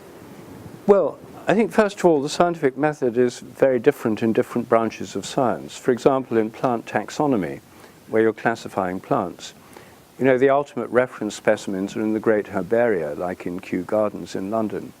And if you find a plant species in the Amazon, you don't know whether it's an existing one or not. You send the specimen to an expert at Kew, and they look in the herbarium and compare it with an existing collections and so on. That's not quantitative at all. There's no equation for a hibiscus plant or a foxglove or a palm tree. It's not done quantitatively. It can't be done quantitatively. And so in practice, large branches of science, especially taxonomic sciences, are not quantitative. They're based on observation and direct experience. An experienced plant taxonomist can look at a plant and know what it is based on the gestalt, the form, the shape, the feel of the plant. So the scientific method as we have it already admits a kind of phenomenological approach in plant and animal morphology and taxonomy. Now, admittedly, those traditional classical branches of science, like Linnaeus and the kind of things you see in natural history museums, are very out of fashion at the moment. They still exist. But in Kew Gardens, all the young scientists there do molecular taxonomy, where they analyze the DNA of different species. I was talking to the mushroom researcher Paul Stamets recently. He's a friend of mine. And I met him in London a couple of years ago. He came to a fungus conference at Kew, which I was also at. And he was having a tough time with the young researchers there. And I asked him why. I asked him just a few weeks ago when I saw him in Canada. And he said the problem was they were frightened of him. A senior researcher told him afterwards, these guys are frightened of you. And he said, why? He said, because when someone comes into Kew with a mushroom and says, what's this? He said, none of them have the faintest idea. They say to them, give us the mushroom, we'll analyze the DNA, and we'll get back to you next week. And whereas Paul Stamets, show him the mushroom, he immediately knows what it is. The young molecular taxonomists cannot recognize actual mushrooms. It's the same again with my friend Martin Rees, who I went out one night into his garden. The stars were particularly bright, and I said, Martin, what's that constellation up there? He said, oh, don't ask me, I'm an astronomer. That's stuff for amateurs. Just recognizing it by seeing it isn't what he does. It's radio astronomy, looking at bleeps on charts and stuff. The people, if you want to know what the stars are, you ask amateur navigators, or if you want to know what plants are, as in Kew Gardens, as the old plant taxonomists retire, and the new ones, the molecular ones, take over, they've got a serious problem now. They've got fewer and fewer people around who can actually identify anything. And they realize they've got to go back to teaching classical morphology. So I think the scientific method has always been open to many different approaches. Most of medicine is based on case histories, which are essentially anecdotes. An anecdote is by definition an unpublished story. An means not, ekdotos means published in Greek. But when they're published, they're promoted to the rank of case history. And even in modern medical journals, I did a survey recently of medical journals, only about 25% of the papers are placebo-controlled double-blind trials. Most of them are still case histories. And that's a doctor saying, you know, the patient came in, they presented with these symptoms, we treated them with this drug, and this is what happened. That's not very quantitative, and it's not like the standard sort of entry-level philosophy of science, you know, hypothesis, quantitative tests. A lot of science has never worked that way. And experimental psychology doesn't really work that way either, because you have to rely on people reporting on subjective experiences. And a lot of consciousness studies is now looking at actual experiences. So I think there's already a great diversity of methods within science. So I don't think that it's the methods that are so much the problem. I think there's already a good case being made in consciousness studies for taking seriously the reports of meditators, people who've had near-death experiences, out-of-the-body experiences, and so forth. I think the main, it's not even that most scientists are convinced that the materialist worldview is correct. I worked for 7 years in India as a scientist. I worked in an agricultural institute, the International Agricultural Institute in Hyderabad. My Indian colleagues, who were almost all of them Hindus, Muslims, Sikhs, Parsis, etc., I didn't encounter a single colleague among my colleagues who was a materialist and an atheist when they were off duty. When they were off duty, they reverted to being Hindus, Muslims, Sikhs, etc. When they were on duty, they just went along with the standard materialist assumptions because they knew that that's the way to get on in their careers. They didn't believe it at any deep level. There's lots and lots of scientists who'd be only too pleased if the mechanistic paradigm were overthrown. Even in the West, I think it's only a minority who really believe in it.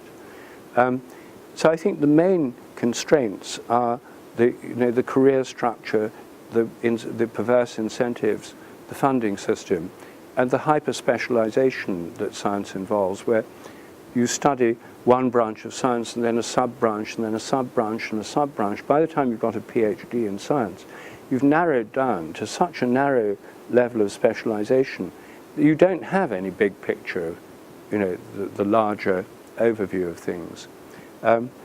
So I see the main constraints as institutional and sociological rather than actual methods.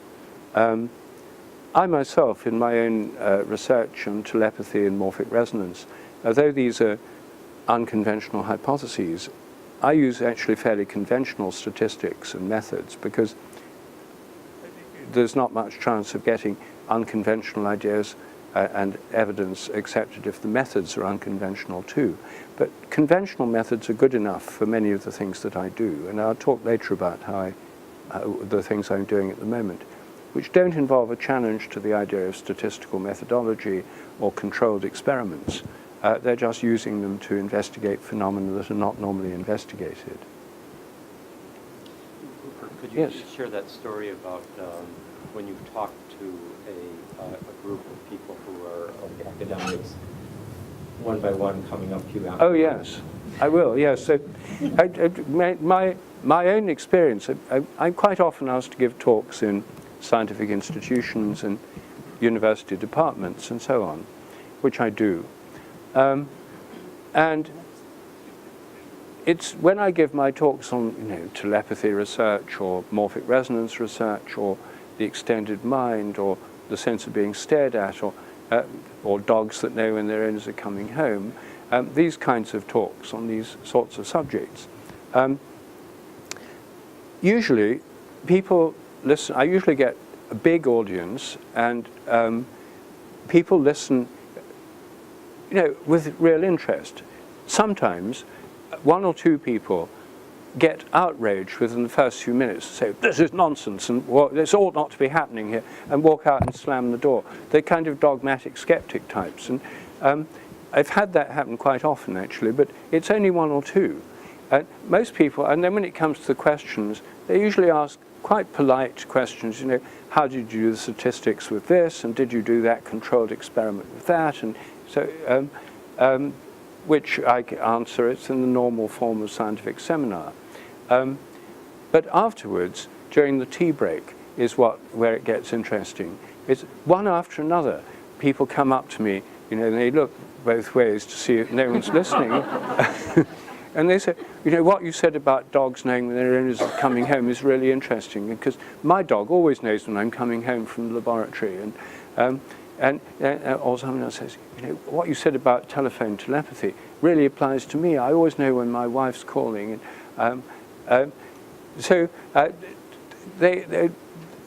Person after person comes up and but they then say, but I can't tell my colleagues about this because they're all so straight. And once, I gave a talk on dogs that know when their owners are coming home in Cambridge at the veterinary school to the companion animal research subgroup. Now, companion animals is the academic word for pets. And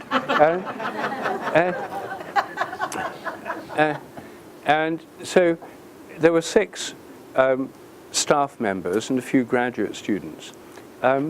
And a few other students. So it was quite a small seminar. It's a small group because in veterinary medicine, companion animals are right at the bottom end of the pecking order. What gets the big bucks are, mass factory farming practices, antibiotic doses for factory farm chickens. I mean, there's billions of dollars involved in that, whereas there's much less involved in the pet sector of veterinary medicine.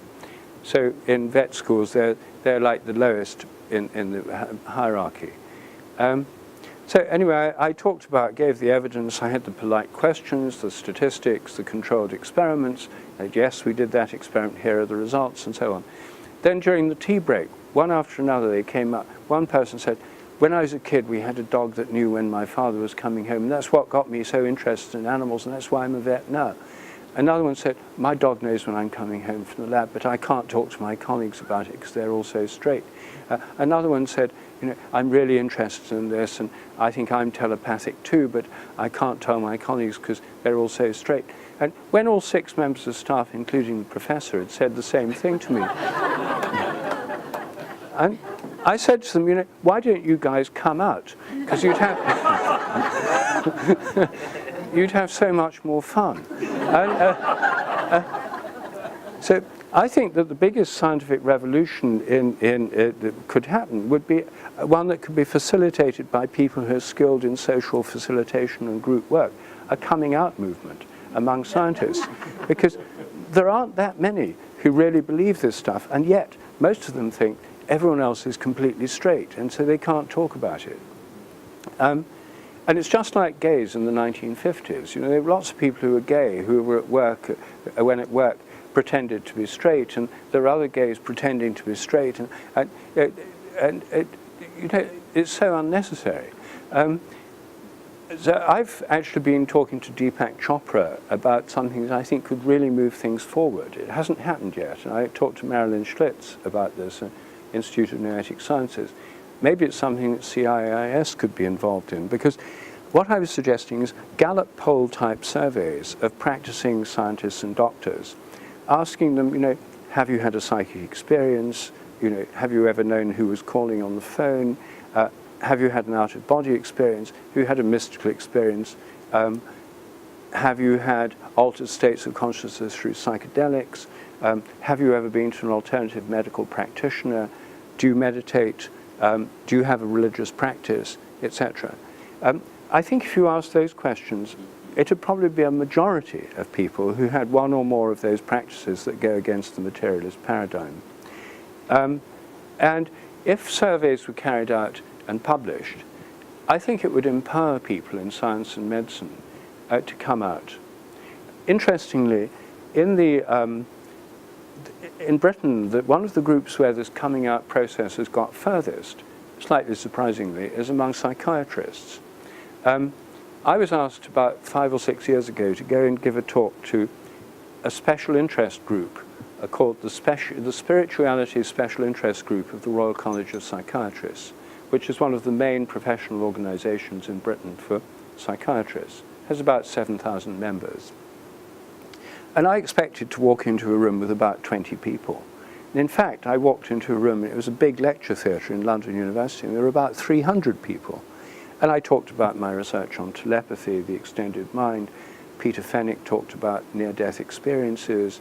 There was a discussion about meditation and so on. There was a small one-day symposium. And during the tea break, I asked the organizers, I said, I'm amazed you've got so many members. And he said, yes. He said, this is the fastest growing special interest group in the Royal College of Psychiatrists. We have 1,000 members. That was 5 years ago. It's now about 2,500.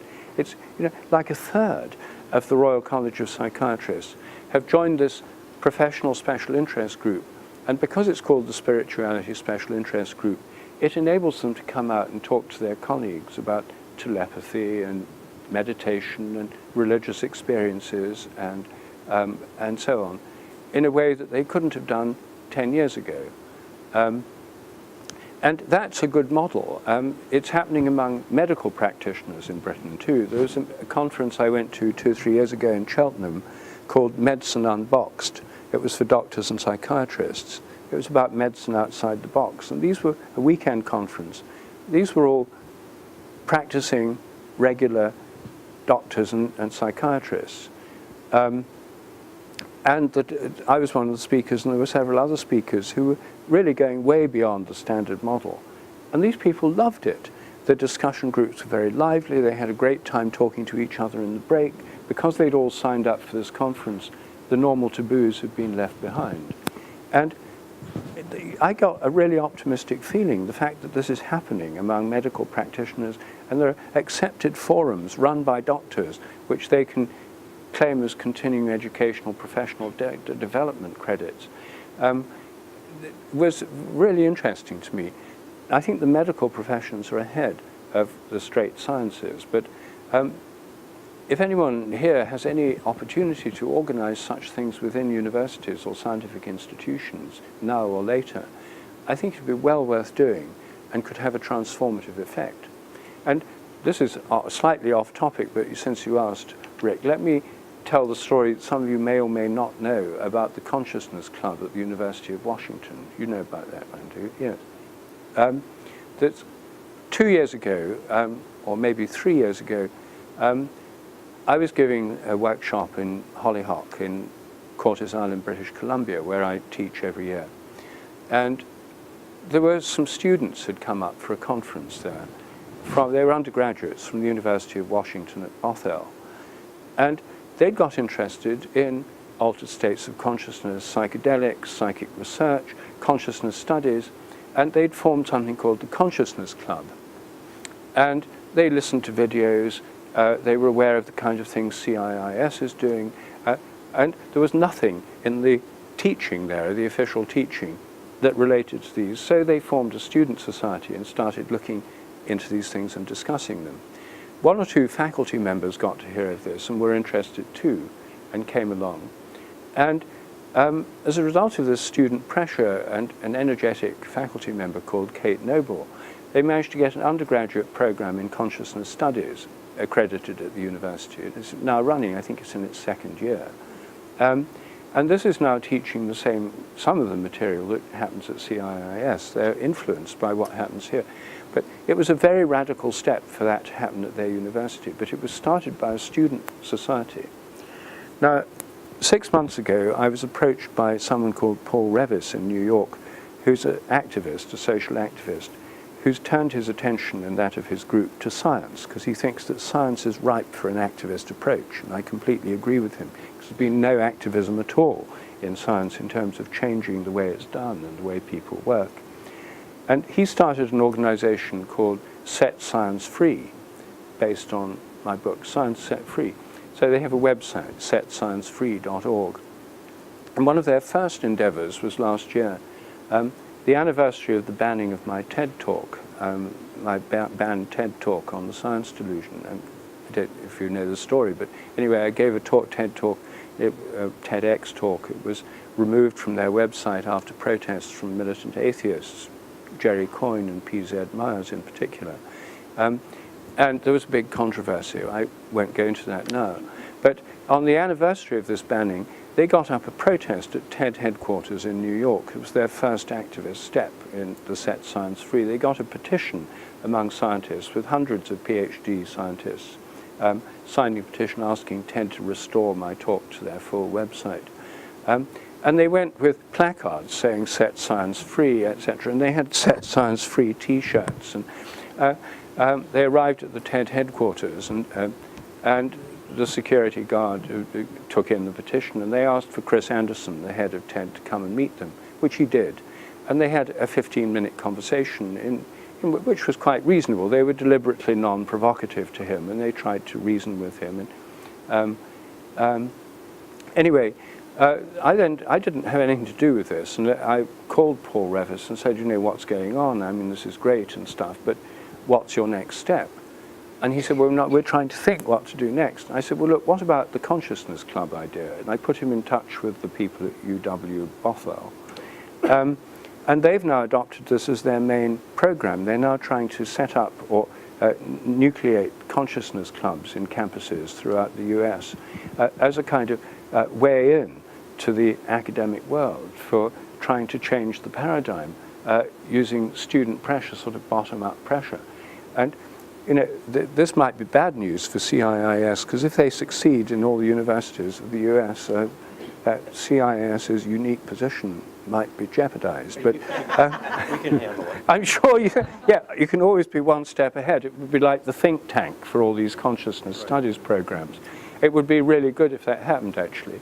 But this is another sign of change that's in the air. And the fact that the people who are committed social activists who've decided that science and science education is where they really need to be exerting pressure is quite encouraging. And the fact that this program at the University of Washington, the student society, had this effect is really encouraging, because I don't think these reforms are going to come in most places from the top down, because most faculty members are interested in advancing up the career ladder, not in getting a bad reputation for causing trouble.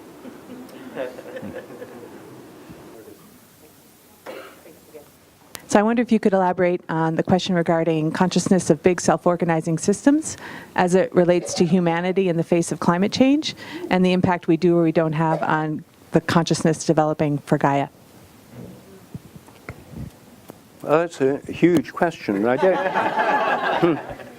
don't really have a clear answer. The degree to which humanity is a self-organizing system is questionable. I mean, until fairly recently, when there were lots of different countries and so-called undiscovered tribes and people living in their own social and cultural bubbles or national bubbles, it probably wouldn't have arisen. I mean, there have always been big empires, including the Roman Empire, the British Empire, etc. And those are self-organizing systems, but no empire has ever controlled the whole world, except in the modern world, as it were, the empire of the internet, the internet companies, Google and so on, the empires of transnational corporations and so on, and the media. So we are in a new position in the sense that, first of all, there's interconnectivity that didn't exist before, and secondly, we also have political structures that unify the world, including the United Nations, which can convene conferences on climate change. Most of these organizations are not, though, self-organizing. You could argue that parts of the internet are self-organizing in the sense that many people can contribute. But most of the media and most of the political system is still controlled by relatively few people, often working in accordance with their own agendas.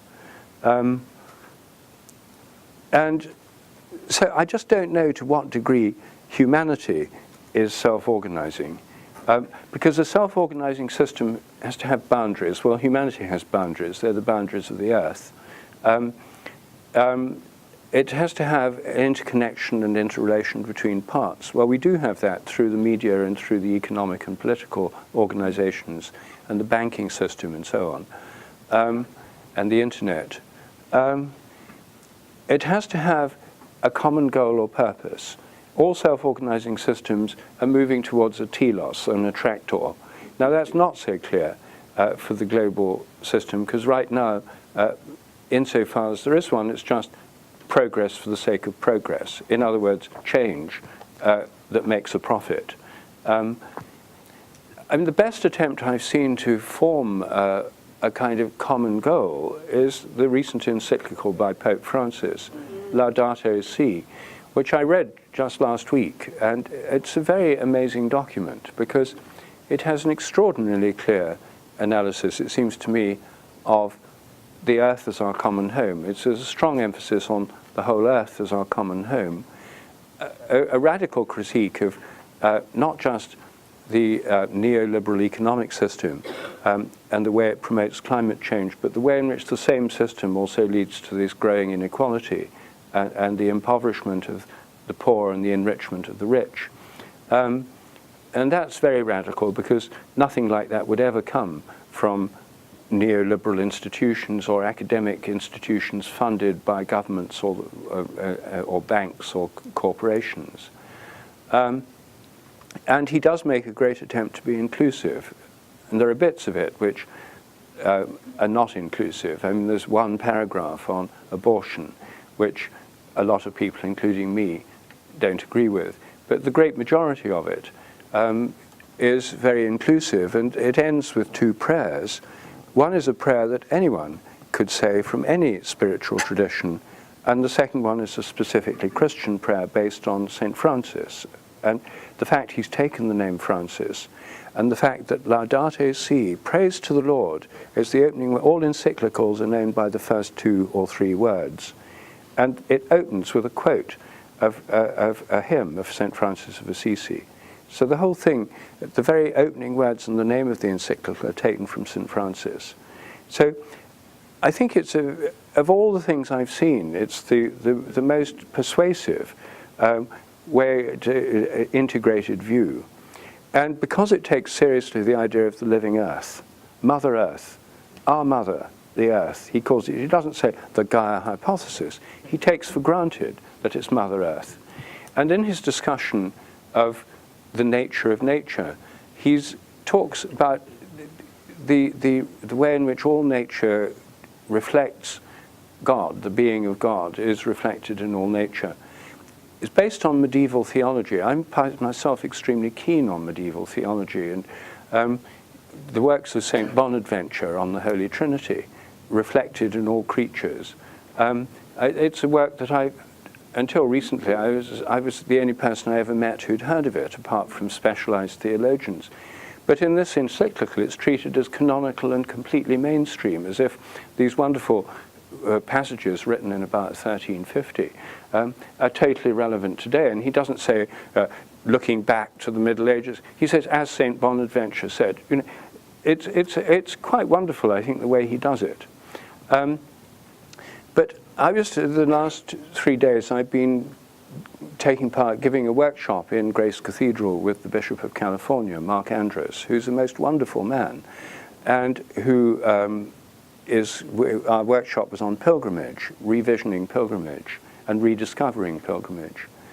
And he went much further than I've ever gone myself, and I was very surprised by when he thought that pilgrimages and ancient pilgrimages to caves, because sacred caves were sacred places for, some of them for 10,000 years. I mean, nothing in the modern world's been a continuous site of pilgrimage for thousands and thousands of years. But these pilgrimages to the caves and the burials that happened in certain sacred places were ways of interacting with Gaia, and the ceremonies in the caves were ways in which Gaia, the consciousness of the earth, could reflect back and influence the human community. He didn't see them as just human adventures, human symbolism for human purposes, but he went far further than I've ever heard anyone go in terms of seeing these as interactions with the mind of Gaia, and the mind of Gaia being expressing the mind and the will of God, because the divine presence is within the earth as it is within the stars and throughout the universe. I should interject that Bishop Mark is a very highly regarded student in our at CIS in our PCC program. Well, indeed, the crossover is extraordinary. I mean, some of whether or not this is a kind of standard thing in your program or not, I don't know. But I was very surprised by some of the things he said. We had the most lovely, wonderful conversations. I mean, we did a couple of dialogues as well on Friday afternoon, which we're going to release as podcasts. Those were just me and him, and one of them is on the theme of his thesis here on All Souls Day. Anyway, so I would say that I think the Pope has advanced. I never expected a Pope to sort of be so out in the front and as a leader as he is in this encyclical. And his final prayer really is one about that if we're going to solve this problem, we're not just going to solve it through political institutions. We're not just going to solve it through agitation. We have to solve it with the earth. And we have to solve it, and prayers and our spiritual intention have to be part of the solution. They're not just a kind of private hobby, but unless the thing is put in its spiritual context, unless there's a common spiritual goal for humanity, there can't be a concerted effort by humanity. And therefore, for humanity and the earth to be a self-organizing system, there has to be a goal, and it has to be a system that involves a spiritual dimension, because in his view, and in St. Bonaventure's view, and indeed in my own, all systems have a spiritual dimension. It's not just an optional add-on for people who choose to go to church or to meditate or even to take psychedelics. It's an inherent part of the nature of reality. So now, I was going to say something about research in telepathy. It's from the sublime, if not to the ridiculous, at least to the more limited. But it's a much more limited area of research, but nevertheless one I think this is important. And one of the, as some of you know, my own approach to research in psychic phenomena is not to start from laboratories and artificial situations, but to start from the real world and what really seems to be going on. And as part of that, for years now, I've been building up a huge database, collecting stories from people about unexplained abilities of their pets and unexplained human psychic abilities as well. And I have now over 10,000 of these case histories on my database, which is classified in different categories. It's a FileMaker Pro database. And other such databases exist, the main one at the Rhine Research Center at Duke in North Carolina. But that was built up many years ago, and mine's probably the most up-to-date such database. And it's added to every week. People send me in stories, and I have an assistant who puts them on the database. And so I've been doing research on phenomena that many people claim have happened to them.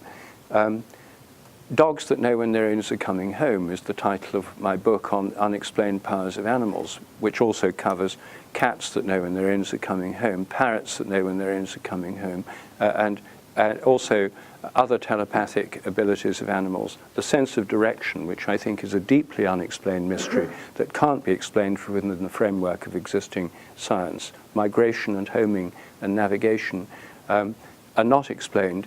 Attempts to say, well, we've figured it out, it's magnetism. That's the usual answer, simply don't explain it. There's, I think, a morphic field linking animals to their homes. That's another topic, and I could come back to it, but I got onto Dogs That Know When Their Owners Are Coming Home because so many people told me these stories. And I've done lots of experiments on this. There's a YouTube video of one of them on my website, sheldrake.org. And last week, a children's book on this subject was released, co-authored by me and Kate Banks, who's a leading American children's writer. It's called Boy's Best Friend.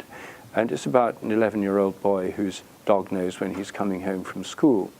And it's a well-written story, but where I come in is that when he looks it up on the internet, he finds out about my research. And then he tells his older brother that he's going to email me and ask me about his dog and how to do experiments with it. And his older brother says, he said, what makes you think that an important internationally known scientist is going to reply to you? You're only 11. And has a bet with him that I won't reply. And I do reply. And actually, in real life, I reply to children who ask me questions. I make a priority of replying to students and children. And so in the book, there's a series of there are 14 emails from me altogether. As the story unfolds, as new things develop and as new biological questions come to his mind, he emails me and I reply in my own name. So the only downside of this book is that I'm probably going to be inundated with emails from school children. Luckily, I've got a grant to increase the amount of time my secretary can spend on Pam Smart, my assistant, can spend in dealing with this. I'm encouraging children to do their own experiments with dogs. So that's one new initiative, and relaunching this.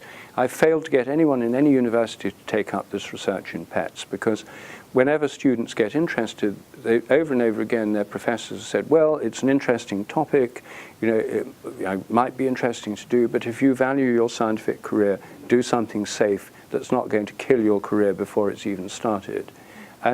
But children of 10 or 11 are not worrying about scientific careers, and neither are primary school teachers. So I think the most likely way of getting this research done is precisely through children. And I've just set up a website with Kate Banks called boysbestfriend.net, where we're egging on children to do research with their pets. When the skeptics get to hear of this, I dare say I'll be accused of corrupting the minds of the young. But anyway, that's one project. And if you know any children who've got pets that know when a member of the family is coming home, encourage them to take part. Another project that came out of my database is one of the commonest kinds of telepathy that occurs in the human realm, at least one of the most strongest and biological, is between mothers and babies. Many nursing mothers have the experience that when they go back to work or when they start leaving their baby, they often have the experience that when they're away from their baby, miles away, they feel their milk let down. Their breast starts squeezing out milk. Some women feel the breast tingling. It's an oxytocin-mediated response, normally triggered by hearing their baby cry. When they're away from the baby and there's no baby crying nearby, when this happens, most mothers spontaneously assume their baby needs them. They used to just go home. Now they ring home on their cell phone. And they're often right. I did one study on this, which was very successful and showed that this was way beyond chance. But we did this with people writing it down, the babysitter and the mother writing down when the baby was distressed and when the milk letdown happened. I've now got a grant from a family foundation in Santa Barbara, California, to redo this project. I've recently hired 3 midwives, one in London, one in Cambridge, and one in Canada, in British Columbia, to recruit nursing mothers whose milk lets down when they're away from the baby. And we're going to film the babies when they're away from the baby. So we've got a continuous monitoring using webcams. This is so easy now, so cheap, with the exact time. And when the mothers feel their milk let down, they're going to do a selfie with their smartphone, which will record the time, saying, my milk's letting down now. And so we'll have an exact record of the timing for the statistical analysis. We'll also be able to edit it into split-screen films, which we could put on YouTube. So if on one side you see the baby, and it's in its crib, and it wakes up and starts crying, on the other side, the mother says, wow, my milk's just let down. And so these things could go viral on YouTube. So that's one project. But the ones I most wanted to talk about are projects which the main one is a project I'm doing with Dr. Tom Steadall, who was here at CIIS, and who's now working with me part-time on my new telepathy project. This is a telephone telepathy project. I've done quite a lot of research on telephone telepathy in the past, all of which has had positive, significant results. It's been replicated in the universities of Amsterdam and Freiburg, so there's already a literature on this. But the phenomenon, for those of you who are not familiar with the experiments, the basic phenomenon is what most people have experienced. You think of someone for no apparent reason, then the phone rings, you answer it, and it's them. You say, "It's funny, I was just thinking about you." Or when the phone rings, you just know who it is before you look at the caller ID. Our surveys have shown that at least 80% of the population in the US and Britain have had these experiences. Telepathy is on the increase in the modern world because technology is on the increase, this much more widespread use of phones. Well, we've done lots of experiments on this, and you can see one of them on a YouTube video on my website, an experiment I did with a girl pop band, the Nolan Sisters, for British television. But the new test uses a state-of-the-art telephone operating system called Twilio, and it works on landlines or mobiles. And how it works is this. 3 people take part. You register online on my website, sheldrake.org. There's a section called Participate, and you go there and you'll find the telephone telepathy test. We launched it in the US 2 or 3 weeks ago, so this is quite new. And so I'd encourage all of you to have a go if you can. You just need 2 other people to do it with. It explains it on the website, and then when you start the test, it explains what's going to happen. Say I was doing it with 2 other people, or say with Rick and John, just to take a random sample. Then I'd put in their names, Rick, and me, and John, and my name, and the phone numbers, landline or mobile. And then as soon as you register, the test begins. The computer rings up all 3 of us, and we're then talking to each other like a conference call. It then explains the test. And then after we've talked to each other for about 45 seconds, it says, trial 1 will begin now. And when trial 1 begins, each of us gets separate instructions. We can't hear each other anymore. So Rick might get a message saying, "You are the caller in this test, and you're going to be calling John, so please think about John." And John gets a message saying, "You are not the caller in this test. One of the other, you are the receiver. One of the other 2 people is going to be calling you, and please guess who that is." And he has about 20 or 30 seconds to decide. And then after 20 or 30 seconds, it says, "Please guess who's calling you. Press 1 for Rick, press 2 for Rupert." So he guesses. And as soon as he's guessed, the line opens up, and in this case, he'd immediately be talking to Rick, and Rick would say, "Oh, it's me," and he'd say, "Oh, I guessed you," or "I didn't guess you," or whatever. They'd chat, and then I'd be brought back in, and we'd all 3 chat together, and the next trial begins after another 45 seconds. Next time, I might be the caller, I might be calling Rick, and John might not be involved. The person who's not either the caller or the receiver gets a message saying, "You're neither the caller nor the receiver, but please try and guess who the caller is anyway." And if I was that person, it'd say, "Press 1 for John, press 2 for Rick." So anyway, this is an experiment. It's giving highly significant positive results. And it gave a result which I didn't expect, which has turned out to be extraordinarily interesting. And I'm spending tomorrow at Noetic Sciences discussing this and other new tests with Dean Radin, who's my closest colleague in this field of research. And the results so far, we've had almost 800 tests so far in Britain, very few in the US because it's only just been launched.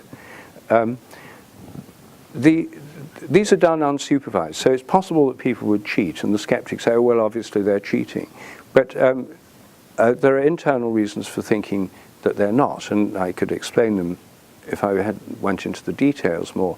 But the unexpected result is this. The person who's not either the caller or the receiver is asked to guess who the caller is. And I was thinking that they might get it right like 51% of the time. I was expecting a weak positive effect. The guessing correctly is running at the moment about 56%. It's not a huge effect, but these are unselected people. Some of them are not very good at it. if we select people who are more telepathic or intuitive, we get higher hit rates. Anyway, with all comers, it's 56%. It's highly significant with the hundreds of trials we've had. But instead of getting the guess by the person not involved of who the caller is, instead of that being at 50, 51, 52%, it's at 45%. It's significantly below chance. I hadn't expected that. And I was really surprised by it. And I did the statistical analysis a couple of days ago. And yes, it's significant.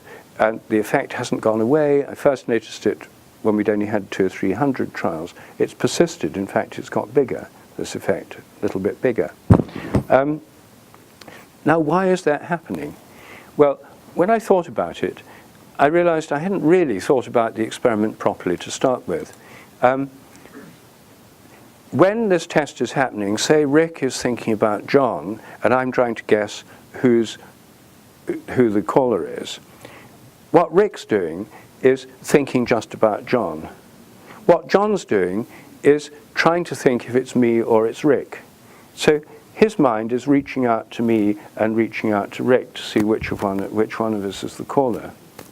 Now, Rick's mind isn't reaching out to me at all. It's entirely focused on John. But John's mind is reaching out to me. I'm trying to guess who the caller is. The only mental impulse that comes to me is from John, not from Rick. And I then identify John as the caller when he's actually the receiver, making this negative score. So it's actually positive evidence for the negative score is like positive evidence for a phenomenon that I hadn't anticipated. And the interesting thing about this is that anyone a skeptic who wanted to sabotage it by cheating, it's almost inconceivable. Hundreds of people doing this test would all cheat in this particular way. Since I designed this test and I've thought more about this than anyone else, even I hadn't thought that this would happen. And I designed the test. So it's extremely interesting that this effect has occurred. And what I'm planning to do next, in the next iteration of this trial, and I'm going to ask Dean if he thinks this is a good idea, if he can think of an even better one, is to redesign the trial. I asked Tom Steadall to, I've already discussed with him, it's a relatively minor tweak, where the trial would be as before. Rick would think about John, but instead of me being asked to guess who the receiver is, because who the caller is, my mind, you see, is reaching out to John and to Rick. I'm sort of involved. I'm complicating it because my mind's reaching out to John, so he's getting impulses from me, which might reduce the hit rate. If instead of being asked to guess anything, I'm just played music, or if I'm asked to do a short questionnaire, which would keep my mind completely off both Rick and John, then John would be getting an undiluted signal from Rick. And instead of 50% hit rate, the hit rate might go up to 60% or more. So you underestimated the sensitivity, the telepathic sensitivity, in a sense, of the three. Yes. In the original design. Yes. Yeah. So if this prediction of changing the design so that if the scores on average go up, and then I could tweak it in different ways too. This is getting quite exciting, you see, because we can start not just looking at does telepathy exist, yes or no, but looking at how you can make it more effective. So that's one trial. Now, the other test I'm doing, this is done by someone else, not Tom, but another of my developers, is something called the joint attention test. And this is something which, before I started investigating it, I think no one had ever investigated. It's known in developmental psychology that by the age of about 1, young children develop something called joint attention. And joint attention is when two or more people focus on the same thing, and they're aware that the other person's focusing on the same thing. So they have the same object of attention and know that the other does. Now, normally, human children, by the age of about 1, develop joint attention, and parents encourage it. That's why you see parents with toddlers, and they go along, and the toddler says, "Doggy," and the parent says, "Yes, doggy," and they read books, and they say, "Bunny rabbit." And what's going on is the development of joint attention. children who don't do that often turn out to be autistic.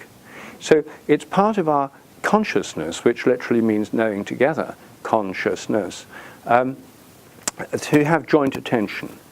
And it's well known in developmental psychology. It also occurs in animals. It's known that if monkeys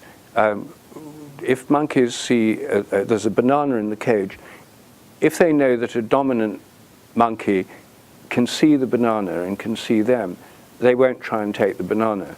But if they think the other monkey is looking the other way and can't see them, they rush out, grab it, and eat it. So it plays, it's actually an important thing in animal interactions. So there's been a documentation of joint attention in various animal species too. Now the question I'm asking is a new one, and it's this.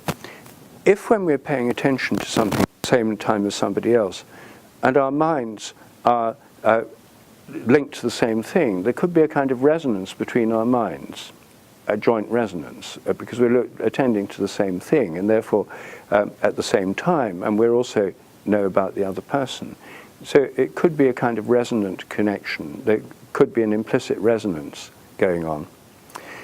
So the first experiments I did on joint attention were with people looking at the same object in the same place. I did these in workshops. And people worked in pairs, and we work at a corner, say for example one of these pillars, and there'd be a joint object, say that recording device. I'd be standing right behind the pillar here, where I could see it. Someone else would be standing here. We wouldn't see each other, but we could both see the same object. And in these extremely simple and free tests, how we did it with 20 trials, one person, the looker, had an instruction sheet. In trial 1, it's random. Trial 1, look. Trial 2, maybe look. Trial 3, don't look, etc. So a set of instructions. So you have trial 1, and you have a click or a beep saying trial 1 begins. And the other person looks at the object. They have to guess if the other person's looking at the same object or not, say looking or not looking. In those tests, it turned out about 55%, significantly above chance. Wasn't terribly big effect, but it was consistent. And I now set up, some years ago, 2 or 3 years ago, I set up a preliminary internet experiment, and I've just launched a new state-of-the-art one on joint attention. How this test works is you log on to my website, you go to the joint attention test. You're doing it with a partner, one other person. You both log on through the internet. You're synchronized. And then it explains it. And then it says trial 1 begins now. And in trial 1, there's a pair of photographs of completely different scenes. And with each photo, there's music, a sample of music. Each photo has its own sample of music. And at random, in trial 1, either both of you see picture A and here the music goes with picture A, or both of you see picture B and the music goes with picture B, or one of you sees picture A and the other sees picture B, different music with each picture. After 20 seconds, you're asked to guess, was your partner looking at the same picture? Yes, no. And in this, the first time I did the experiment, the first version of the experiment, both people had to guess. It was a symmetrical test, so I got twice as much data, lots of data for the price of one. And it came out with a highly significant positive result. It wasn't a big effect. It was like 53 or 54%, compared with 50% by chance, but I had something like 5,000 trials, so it was highly significant. But then I thought, well, how can I make this not very impressive effect? It's there, something's happening, but the effect is a small effect. How can I make it bigger? And then I thought, well, maybe people are being confused because they're at the same time trying to concentrate on the picture and at the same time trying to guess if the other person's looking at it. So it could divide their attention. So I've now modified the test, the new version. There are 12 trials. One person looks at it 6 times and doesn't guess, and the other person guesses, and they're not asked to transmit it to the other, they're just asked to guess, and the other one's just asked to look. And then for the next 6 trials, you switch roles. And so there's 12 trials, they last about 10 seconds each, and with the bits in between, where you're making the guesses, the whole trial takes about 4 or 5 minutes. So it's fun to do, the pictures are interesting, the music's interesting, it's fun to participate in. And the score's now gone up from 53% to about 57%. I'm getting half as much data per test, but it's better data. So I'm now thinking of ways of making this even more effective, and that again is something I'm going to be discussing with Dean tomorrow when we go through the data. And let me finally tell you about a new project I just launched in England about a month or two ago, 3 months ago. We've only done a few preliminary experiments. We've only got data points from about 1,000 subjects. And this is looking at joint attention on the big scale. But something's happening in the modern world which never happened in the past, which is that through the media, like television, you can have millions of people watching the same thing at the same time, like a football match or like the royal wedding or something. In that case, there are 1 billion people watching the same thing at the same time. Now, if minds which are engaged in the same activity have a kind of resonance with each other, can you pick it up? Does it feel different if you're looking at something that's live on TV that millions of other people are watching at this exact moment, compared with something that's a recording of exactly the same technical quality on the screen, but is not being watched by anyone else at this particular moment? Can you feel the difference? And so I've now a young Cambridge PhD in psychology, Dr. Guy Hayward, is now working with me on this one. And we've designed it in a very, very simple way. In the preliminary experiments, we have 2 netbooks, which only cost a few $100s, identical netbooks. We've got a series of TV programs. We have to look at the schedules, because whatever the time of day, you have to go with what's happening. And then we have the recorded versions, and we have those downloaded from the internet. The qualities, the technical qualities are as similar as we can get them. We haven't been able to find any difference in technical quality between the on-air and the recorded ones. And we've found that doing this in schools is a good way of doing it. And we have the two things there, and we then give people little voting slips. They put their sex and their age, you know, boy or girl and age in the school, and then we ask them to vote which is the one that's on air at the moment, A or B. And they vote A or B, and they put this little thing in a box. It's like casting a vote. In Britain, we vote by having ballots. You write in a blunt pencil in a ballot box. With no hanging chads in Britain. The candidates' names are there, and you put an X with blunt pencil in a polling booth and put it in a box, like a little letterbox through a slit, and these are physically counted. So we don't have voting machines or anything like that. That's how our democracy works. So everyone there is familiar with this sort of voting system. So we use a British ballot system. And we're getting the hit rates for the real programs. We've done, I think, 20 different groups we've tested so far. 19 out of 20 groups have come out overall positive, and the overall hit rates are about 58%. The results are highly significant. So anyway, that's our latest thing. And if that works, it's obviously going to be very interesting because it would have huge implications for consciousness, the media, and so forth. And as far as I've been able to tell, no one has ever even asked this question, let alone done the experiment. So this is completely new research. It's not on the standard parapsychology agenda. And if anyone has to do looking for projects in CIIS and is interested in any of these approaches, I'm very happy to suggest ways of carrying forward what we're doing, because the more people who do this kind of research, the better. Well, it's the end of our allotted time, and I'm speaking for everyone here, I think, but in saying we're really grateful that you took this opportunity to share all this with us. It's always a pleasure, an intellectual delight and illumination to have you articulate so clearly as you do all the things you've shared with us. So thank you so much, Rupert. Hope you come again soon. Well, it's my pleasure.